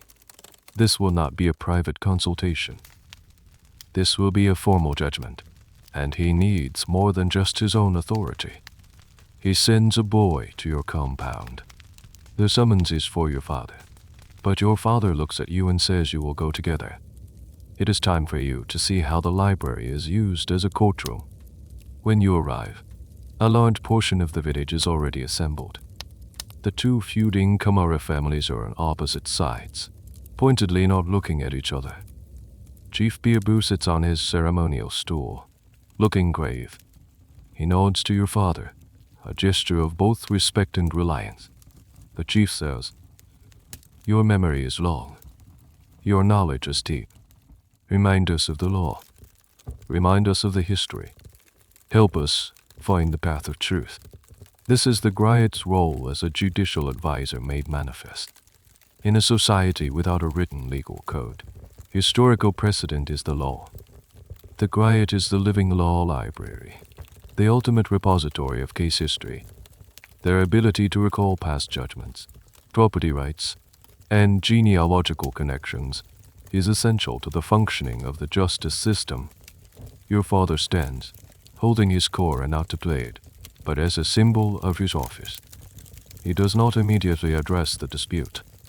Instead, he begins by reciting the genealogy of the Camara clan, starting with their mythical ancestor who was a master of the forge. He praises their history, their strength, their contributions to the village. This is a crucial first step. It calms the situation, reminds both sides of their shared heritage, and frames the dispute not as a fight between enemies, but as a disagreement within a single, honorable family. Then, he turns to the question of land rights. He begins, "The memory of our ancestors tells us that land can be held in two ways. There is the land of the fatherline, The patrilineal, which passes from father to son and cannot be given away. And there is the land of the motherline, the matrilineal, which can be gifted and held by a woman and her descendants. He is laying out the foundational legal principles, the statutes stored in his memory. Having established the framework, he then dives into the specific case history. He calls upon the story of the maternal ancestor, the woman with the dowry. He recounts her name, her husband's name, and the exact circumstances of her marriage. He describes the gift of land, witnessed by the elders of that time, whose names he also recites. Then comes the critical, and often contentious, part of oral legal systems. He recalls the precedent. He tells a story from 2 generations ago of a similar dispute between 2 other families. In that case, he explains, it was decided that a dowry gift of land, if it was not explicitly time-limited, belonged to the woman's lineage in perpetuity. The debate among legal anthropologists about the reliability of such a system is fierce. How can one be sure the Griot isn't inventing a precedent to favor a friend or a powerful patron? The primary check on this is the public nature of the performance. Other elders in the crowd have their own long memories. If the Griot were to lie or blatantly misrepresent a historical fact, he would be challenged, and his reputation, his only real currency, would be shattered. He is not a judge, but an expert witness, whose testimony is scrutinized by a jury of his peers. After laying out the history and the precedent, your father falls silent. He has provided the evidence. He does not offer a final judgment. That is the role of the chief. Chief Biabu listens, nods slowly, and then addresses the 2 families. The Griot has spoken. The history is clear. The precedent has been set. He then delivers his ruling, which upholds the claim of the maternal line, but he also suggests a compromise. The paternal line should be given the right to graze their animals on the land for 1 season as a gesture of goodwill, to mend the tear in the family fabric. The matter is settled. There is some grumbling, but no one argues with the chief's decision, which is now buttressed by the unshakable weight of history as presented by your father. As you walk home, you are quiet, thinking, you have just seen the raw power of the knowledge you are so painstakingly acquiring. It is not just for entertainment at weddings or for securing patronage. It is the very foundation of justice in your world. The library in your head is not a passive archive. It is an active, essential tool for maintaining social order, for resolving conflict, and for ensuring that the present is always answerable to the past. The rains arrive, and with them comes a sickness. It's not a terrible plague, just the usual seasonal affliction that comes with the damp air and the buzzing mosquitoes. It finds you one evening, aches settled deep in your bones, and a feverish heat takes residence behind your eyes. Your mother tends to you, placing cool, damp cloths on your forehead and murmuring soft words. She prepares a bitter tea from a common root, the standard remedy, but it does little to quell the fire in your blood. You lie on your mat, drifting in and out of a restless, sweaty sleep. The world seems hazy and distant. Through the fever fog, you see your father enter the hut. He sits beside you, his presence calm and solid. He feels your forehead with the back of his hand, his expression thoughtful. He says the stories are not just for the ears. Sometimes they are for the body.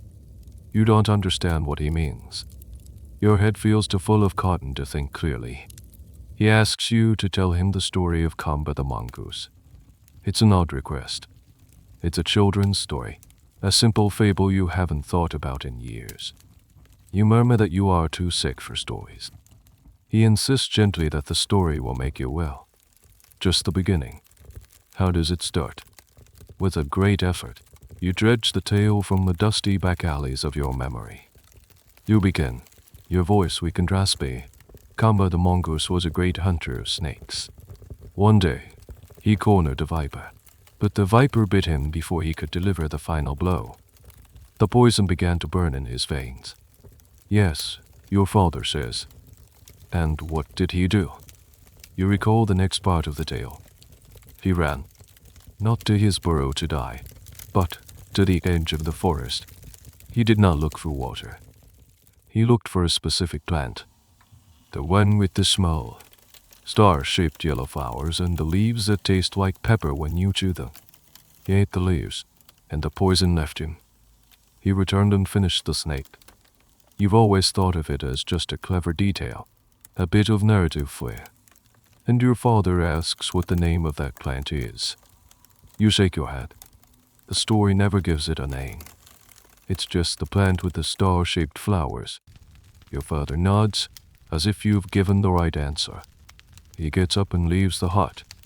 A short time later, he returns. In his hand, he holds a stalk of a plant. It has small, star-shaped yellow flowers. He plucks a leaf and gives it to you. "Chew this," he says. Hesitantly, you put it in your mouth. It has a strong, bitter, peppery taste. It's unpleasant, but as you chew, you feel a strange clarity cutting through the fever's haze. Your father brews the rest of the leaves into a tea. It is intensely bitter, but you drink it all. This is a hidden layer of the Griot's knowledge. The stories, especially the fables and folk tales, are not just for moral instruction. They are a living pharmacopoeia, a library of medicinal knowledge encoded in narrative. The description of a plant in a story is a recipe. The actions of the animal hero are the instructions for its use. It's a mnemonic system designed to preserve vital, practical survival information across generations without a written word. The question of the scientific validity of this ethnopathic knowledge is a major field of academic research. Many modern medicines, from aspirin to quinine, were derived from plants first identified and used in traditional healing systems. Scholars constantly debate how much of this ancient knowledge was genuinely effective pharmacology and how much was based on the placebo effect or magico-religious belief. Were the stories effective because the plants contained active chemical compounds, or because the listener believed in the story's power? The likely answer is a complex mixture of both. That night, your fever breaks. You wake up feeling weak but clear-headed, the world back in sharp focus. Your father is sitting nearby, watching you. He says the library in your head has many wings. You have seen the Hall of History and the Chamber of Law. Today you have found the Healer's Garden. You think you have learned the stories, but you have only learned their top layer. Listen to them again. When a story says a woman stained her hands with the juice of a certain berry to make them beautiful, it is also telling you how to make a dye. When a story says a hero chewed a particular root to give him strength for a long journey, it is telling you what to pack. You lie back, stunned. Every story you have ever learned has suddenly gained a new, secret depth. They are not just tales. They are instruction manuals. They are blueprints for living. You now understand that to truly be a Griot, you must learn to listen not just with your ears, but with your whole body, for the hidden knowledge that sustains the people. One story, one leaf at a time. The sun is low in the sky, painting the clouds in shades of orange and violet. You are sitting with a group of children under the storyteller's tree, the same spot where you once stood trembling, telling your first Onansi tale. Now, it is your natural element. The children are rapt, their small faces upturned, their eyes wide. You are in the middle of a story. You say that the clever tortoise, having won the race against the boastful hare, did not take the prize for himself. He shared the feast with all the small animals, the ones the hare had always mocked. A small girl in the front row, who has been listening with fierce concentration, suddenly asks why. Why would he share? He won. You pause. The question is simple but profound. You look at the eager faces and you don't give them a simple answer. Instead, you use the opportunity, just as your father taught you, to weave in a deeper lesson. You lean forward conspiratorially and say that it is because the tortoise knew a secret. He knew that a full belly for one night is good. but a village of friends is good forever. The hare was fast, but he was alone. The tortoise was slow, but he was never alone. As you speak, you'll feel a deep, resonant satisfaction. It's a feeling that has been growing within you for years. It's not the thrill of public performance or the pride receiving a gift from a patron. It's something quieter, more fundamental. It's the feeling of a well-told story finding its home in a listener's mind. It is the simple, profound joy of teaching. You are using a fable, a piece of entertainment, to soothe and instruct. The young boy near the back had been crying earlier because his older brother wouldn't share a mango. You saw it. You chose the story of the tortoise and the hare for him. You are applying the right narrative medicine to the right social ailment. It's a small act, but it feels incredibly significant. It is the craft in its purest form. This role of the griot as a moral educator is central to their function, yet it is often overshadowed by their more dramatic duties as royal historians or legal advisors. They were the primary teachers of social values, ethics, and community responsibility. The fables and proverbs they taught were the bedrock of a child's education, instilling the cultural norms of reciprocity, humility, and respect for elders. The debate over whether this educational role was a primary or secondary function of the griot is ongoing. Some scholars, particularly those from the functionalist school of anthropology, argue that every social institution, including storytelling, must serve a practical purpose for the community's survival, in this case, reinforcing social cohesion. Others argue for a more humanistic view, suggesting that stories were told simply for the joy and wonder of it, and that the moral lessons were a happy byproduct, not the main objective. Looking at the satisfied faces of the children as they ran off to play, you suspect the truth isn't one or the other, but both at once. You think about the immense library in your head, the genealogies, the epics, the legal precedents, the secret shames, the medicinal knowledge. It is a vast and heavy burden. But in this moment, it doesn't feel like a burden at all. It feels like a gift you have been given, and a gift you are now learning to give to others. You pack up your small Kora, its wood warmed from the last rays of the sun. You have performed no great feat. You have not advised a chief or sung at a royal wedding. You have simply told a story to a handful of children.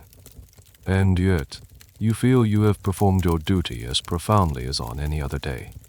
You have soothed a small hurt and taught a small lesson. You have used a simple fable to reinforce the threads that bind your community together. In the quiet hum of the evening, you understand that this, too, is the work of a librarian of memory. It is the quiet, daily, essential act of keeping the stories alive. Years pass. The seasons turn, each one etching a new line on your father's face and adding a new layer of depth to your own voice. You are a man now. You have a wife and a young son of your own, a small boy with wide, curious eyes who now sits where you once sat, listening to the sound of the Kora in the pre-dawn quiet. The circle is turning. Your father is old. His hands, once so nimble on the strings, are now gnarled with age. His voice, once a powerful instrument, is now thin and reedy. He still tells stories, but the great epics now tire him. He has passed the heavy mantle of the Yodaiji for the Amedu family to you. You are the one who travels, who advises, who performs at the weddings and funerals. You are the master griot now, in practice if not yet in title. One evening, you see him watching your son. Your boy is sitting on the ground, trying to mimic the sounds of your Kora with his mouth, his small hands plucking at imaginary strings in the air. He is listening. He is absorbing. He is starting to build his own library. A look of profound contentment settles on your father's face. He turns to you and says that the library is safe. The shelves will not be empty. In that moment, you understand your role in a way you never have before. You are not an individual. You are a link in a chain. A single, vital connection in a line of memory that stretches back through the mists of time and, you now realize, must stretch forward into the future through your own child. Your life's work is not simply to know the stories, but to ensure that they are passed on. This concept of hereditary knowledge is fundamental to the Griot tradition, but it is also one of its most criticized aspects. To modern eyes, a system where a person's profession is determined by birth seems rigid and unjust. What if a Griot's son had no talent for music or memory? What if a blacksmith's daughter had the heart of a storyteller? The system had very little room for such individual ambitions.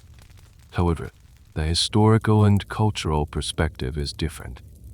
In a world without widespread literacy, the family unit was the most reliable institution for the complex, long-term transmission of specialized knowledge. A blacksmith's son learned the secrets of the forge from childhood, absorbing nuances of heat and metal that could never be written down.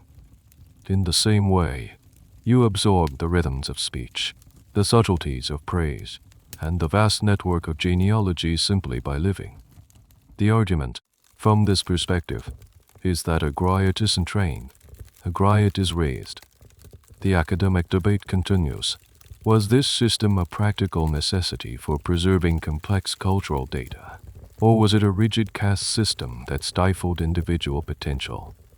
You, sitting here, watching your son, see it simply as the natural way of things. It is the way the world works. You look at your own son, at his rapt attention, and you feel a surge of love and responsibility that is almost overwhelming. You are his first and most important teacher. The stories you tell him now, the fables and lullabies, are the foundation stones upon which you will one day build his own great library of epics and laws. You must choose those first stones carefully. Later that week, you take your son with you to the market for the first time. You don't ask him to perform. You just ask him to sit with you, to watch, and to listen. You see his eyes go wide at the chaos, the colors, the sounds.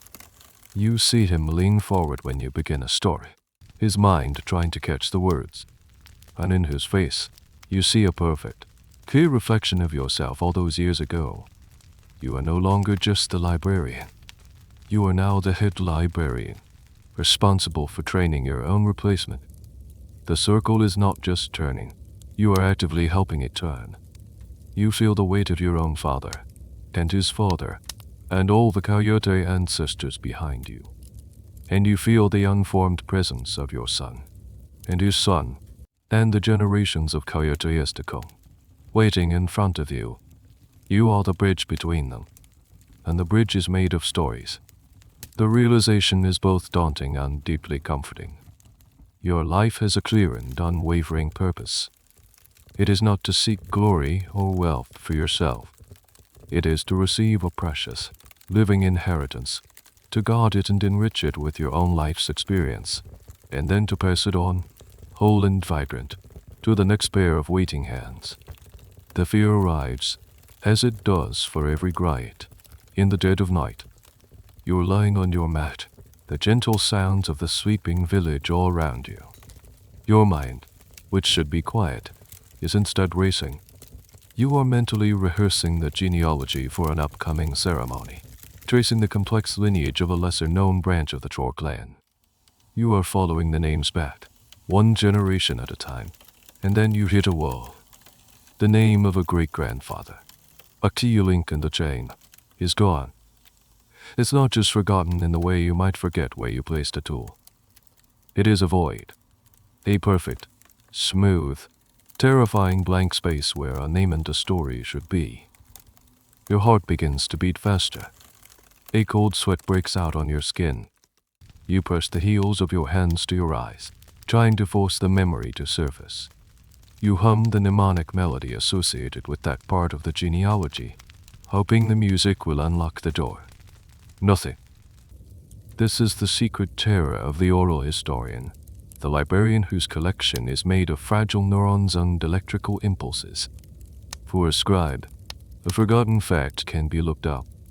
The ink on the page is patient. But for you, A gap in memory is a fire in the library. It's a hole in the fabric of reality. A person, a life, has been momentarily erased, and it is your fault. You get up, your movements stiff with anxiety. You walk out into the cool night air. The moon is a perfect silver disk, bathing the compound in a soft, ghostly light. You think of your father. You could go to him. You would know the name, of course, but the thought of admitting your failure, this fundamental lapse, fills you with a deep sense of shame. You are the Master Griot now. The library is your responsibility. This fear of forgetting is the driving force behind the entire Griot tradition. It explains the endless repetition, the mnemonic devices, the use of music and poetry. It is all a highly sophisticated, multi-layered system designed to combat the natural entropy of human memory. It is a constant, unending war against the void. The psychological burden on the Griot is something scholars can only speculate about. Was this fear a constant, low-level anxiety, or did it manifest in moments of acute panic, as you are experiencing now?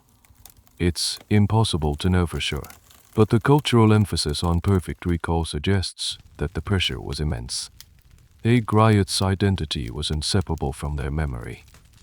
To lose one was to lose the other.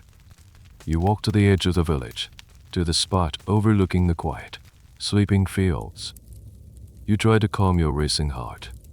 You force yourself to stop searching for the name. Instead, you do what your father taught you to do when a path is blocked. You walk around it. You start with the generation after the missing man. His son. You recall his name, his story, his wife, his children. You build the world around the empty space. You trace the lineage forward, then backward again from a different branch, trying to triangulate the missing piece of information. You think about the nature of memory. Is it a single object you have misplaced? Or is it a knot in a net? If you pull on the surrounding threads, can you make the knot reappear? Suddenly, a different story surfaces in your mind. A fable. The story of a weaver who was given a thread of pure moonlight by a spirit. He wove it into his cloth, but it was invisible during the day. He could only see it at night. The connection is faint, almost nonsensical, but it triggers something. The weaver's name was Beaboo, the man whose name you have forgotten.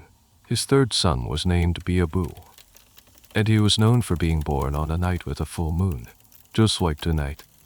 And his father's name was Kouyaté. The name lands in your mind with a feeling of profound physical relief. Sekou the Weaver. He was not a great warrior or a chief, just a weaver known for his beautiful white cloth. The hole is filled. The man is restored. The world feels solid again. You walk back to your hut, your legs weak with relief. The fear recedes, but it leaves a residue. It leaves the cold, hard knowledge of your own fallibility. Your library is not made of stone. It is made of breath and blood and memory, and it is terribly, terrifyingly fragile. You understand now why your father practiced his Kora every single dawn without fail. It was not just practice. It was an act of defiance. It was a daily battle against the silence. And it is a battle you will now have to fight every day for the rest of your life. The fear of forgetting has changed you. It has instilled a new urgency, a deeper gravity in your work. You are more meticulous than ever, constantly reviewing the archives in your mind, reinforcing the connections, polishing the stories until they shine. You have come to realize that your library is not a static place. It is a garden that requires constant, daily tending, lest the weeds of forgetful choke the life from it. One afternoon, you are sitting with your son, who is now old enough to be learning his first simple genealogies. You are teaching him the lineage of his own mother, and you watch as he struggles to keep the names straight, his small face scrunched in concentration. You correct him patiently, just as your father corrected you, and you feel the immense, slow turning of the great wheel of your tradition. You look at the Kora resting against the wall of your hut. You look at your son, and for the first time, you think not about the past, but about the distant, unknowable future. A future you will never see. You will spend your entire life mastering this knowledge. You will pour every story, every name, every secret into the vessel of your son's mind.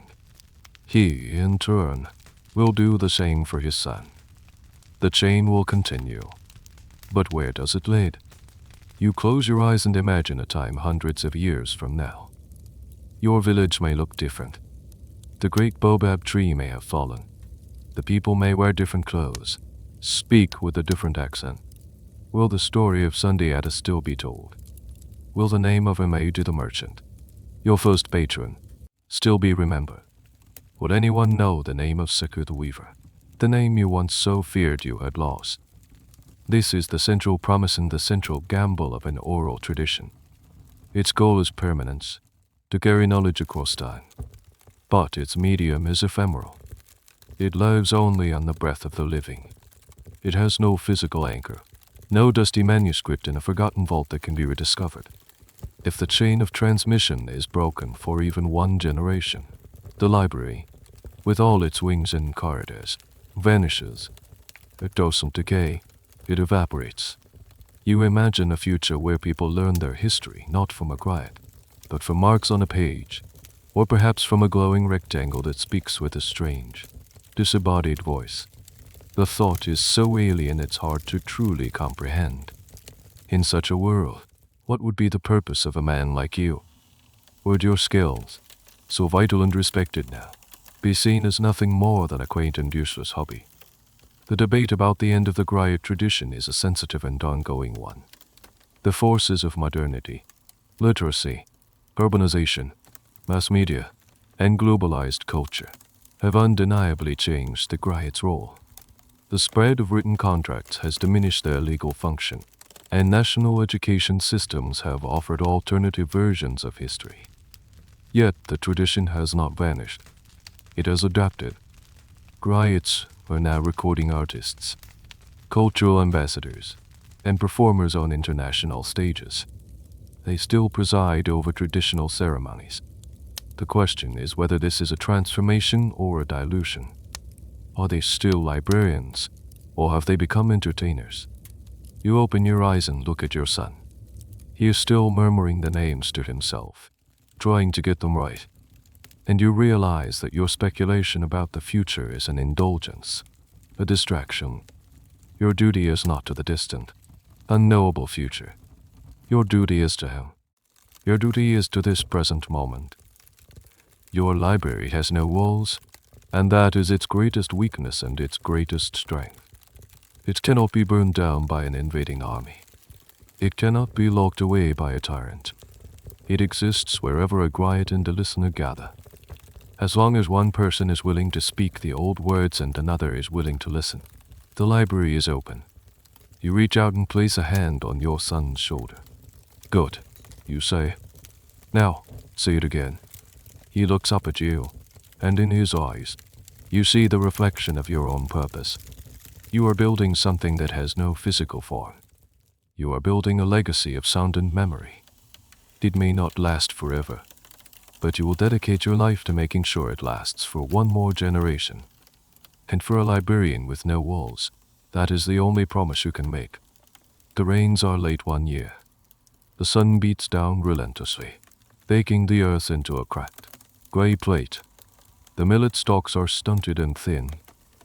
The river shrinks, leaving a wide margin of drying, curling mud. A quiet worry settles over the village like a shroud of heat. The elders gather under the baobab tree, their faces grim, their conversations hushed. The chief has ordered sacrifices. The diviners have been consulted. But still, no rain comes. One evening, a delegation of elders comes to your compound. They do not come for a legal dispute or a genealogy. They come with a more ancient and urgent request. The oldest of them says, his voice raspy with thirst, "The land is sick. The people are afraid. We need the old stories. We need the stories of the beginning. You understand immediately. They are not asking for entertainment. They are asking for a ceremony. They are asking you to perform a specific, sacred function of the Griot, to reach back to the very foundations of the world and to the power of the word, to help restore balance. That night, the entire village gathers in the central square. There is no festive mood. The air is thick with anxiety. A single large bonfire is lit, its flames leaping into the star-filled, moonless sky, casting huge, dancing shadows. You sit before the fire, your most resonant Kora in your lap. This is not a performance for a patron. This is a communion with the ancestors and the spirits of the land. You do not begin with the epic of Sundiata. You go back further, to the time before kings and empires. You begin the creation myth, the story of how the world was formed from a single, vibrating seed. Your voice, low and rhythmic, is joined by the deep, resonant notes of the core. You sing of the chaos, the emergence of the first spirits, the slow shaping of the earth, the sky, the mountains, and the rivers. As you chant the ancient verses, you are doing more than telling a story. You are reenacting the creation of the world. The language is powerful, incantatory. The melodies are hypnotic, designed to induce a state of deep concentration, almost a trance, in both the teller and the listeners. This is the Griot's role as a priest, a master of ceremonies who mediates between the human and the divine. This sacred dimension of the Griot is perhaps the most difficult for outsiders to understand. Is it religion? Is it history? Is it performance art? The truth is that it is all three at once. The academic world often struggles with this, trying to fit the Griot into neat categories. Historians focus on the genealogies, ethnomusicologists on the music, and anthropologists on the social function. But here, in the firelight, all those things merge into a single, powerful act of cultural and spiritual preservation. The story is the prayer. The history is the ritual. You sing of the first rain, the story of how it was a gift from the sky god, coaxed from him by the cleverness of the first woman. You describe the sound of it, the smell of it, the feeling of it on the dry earth. You are not just telling them about rain. You are trying to summon it with your words. You feel the energy of the crowd. They are not just listening. They are participating. They are focused on your words. Their collective hope and fear a tangible presence in the night air. Their belief is a crucial part of the ritual. Your story is the vessel, but their faith is the fuel that gives it power.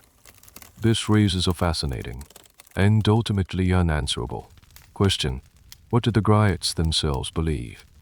Did they see themselves as historians dispassionately reciting facts? Or did they truly believe their words could influence the natural world? Scholars are divided. Some take a more secular view, suggesting the sacred language was a tool for social control and community cohesion. Others argue that to project a modern, scientific worldview onto these historical figures is a mistake, and that they likely inhabited a world where the line between the symbolic and the literal was porous, where to speak of a thing was to invoke its essence. As you reach the end of the long chant, you are exhausted, your throat dry, your fingers sore. You play the final, fading notes on the Kora, and they hang in the sudden, profound silence. No one speaks. There is only the crackle of the bonfire. And then, a single, that drop of rain hits the dust at your feet. Then another, and another. A collective gasp rises from the crowd as a slow, steady rain begins to fall, hissing in the fire, cooling the air, bringing with it the sweet, loamy smell of life. A joyous shout erupts from the villagers. They turn their faces to the sky, letting the blessed water wash over them. It may be a coincidence. It may be a change in the weather patterns that was coming anyway. It may be the power of collective belief. It may be the magic of a story that has been told for 1,000 years. You don't know. It doesn't matter. In this moment, You have fulfilled the most ancient and sacred duty of your office. You have tended to the spiritual well-being of your people. You have looked into the abyss of their fear and filled it with the story of hope. The library you keep is not just a record of what was, it is a source of what can be. It is a wellspring of resilience, a reminder that even in the driest of times, the rain will, eventually, return. The sun is setting. It is the end of a long, ordinary day. You are sitting outside your hut, your back against the warm clay wall. Your Kora rests beside you, silent. Your son, the young man now, with the first traces of a beard on his chin, is in the village square, telling a story to a group of children. You can hear the faint cadence of his voice and the soft laughter of his audience carried on the evening breeze. The sound fills you with a quiet, bone-deep contentment. Your father is long gone. Amadou the merchant is long gone. The world has changed in small ways. A new trade route has opened to the east, bringing new kinds of cloth to the market. But the fundamental rhythms of life, the stories, the seasons, the turning of generations, remain the same. You are an old man now. The library in your head is vast, a sprawling labyrinth of interconnected corridors. There are rooms you haven't visited in years, filled with the histories of families who have moved away, with the details of disputes long since settled. But the knowledge is still there, resting, waiting. You are no longer the active librarian, but the custodian of the deep archives. You think about your legacy. It is an odd concept for a Griot. You will not have a statue carved in your honor. You will not have your name written in a great book of history. In fact, the essence of your profession is to be the carrier of other people's names, other people's legacies. The greatest Griots, it is said, become invisible, their own personalities dissolving completely into the stories they tell. You are a vessel, a conduit. Your greatest achievement is to be a clear and unblemished channel. This idea of anonymity in service is a stark contrast to the modern Western emphasis on individual authorship and recognition. The very idea of intellectual property is foreign to this context. The stories do not belong to you. You belong to the stories. Your name is Kouyaté, a secret between you and me. Your identity is your function. You reflect on the countless stories you have told, the grand epics for chiefs and patrons, the solemn genealogies at funerals, the joyful praise songs at weddings, the clever fables for children, the quiet, secret stories of shame that you have held in confidence. Each story was a tool, chosen for a specific purpose.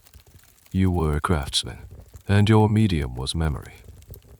A profound sense of peace settles over you. You have done your work. You have received the knowledge. You have guarded it. You have used it for the good of your community, and you have passed it on. The chain is unbroken. The library is safe. Your son's voice is stronger now, more confident. He has the gift. The academic debate about your role will likely never end. Were you a historian or a propagandist? A musician or a priest? A preserver of facts or a shaper of narratives? You smiled to yourself. You were all of that. The questions are only difficult if you try to separate the threads. But you know that the threads are all part of the same cloth.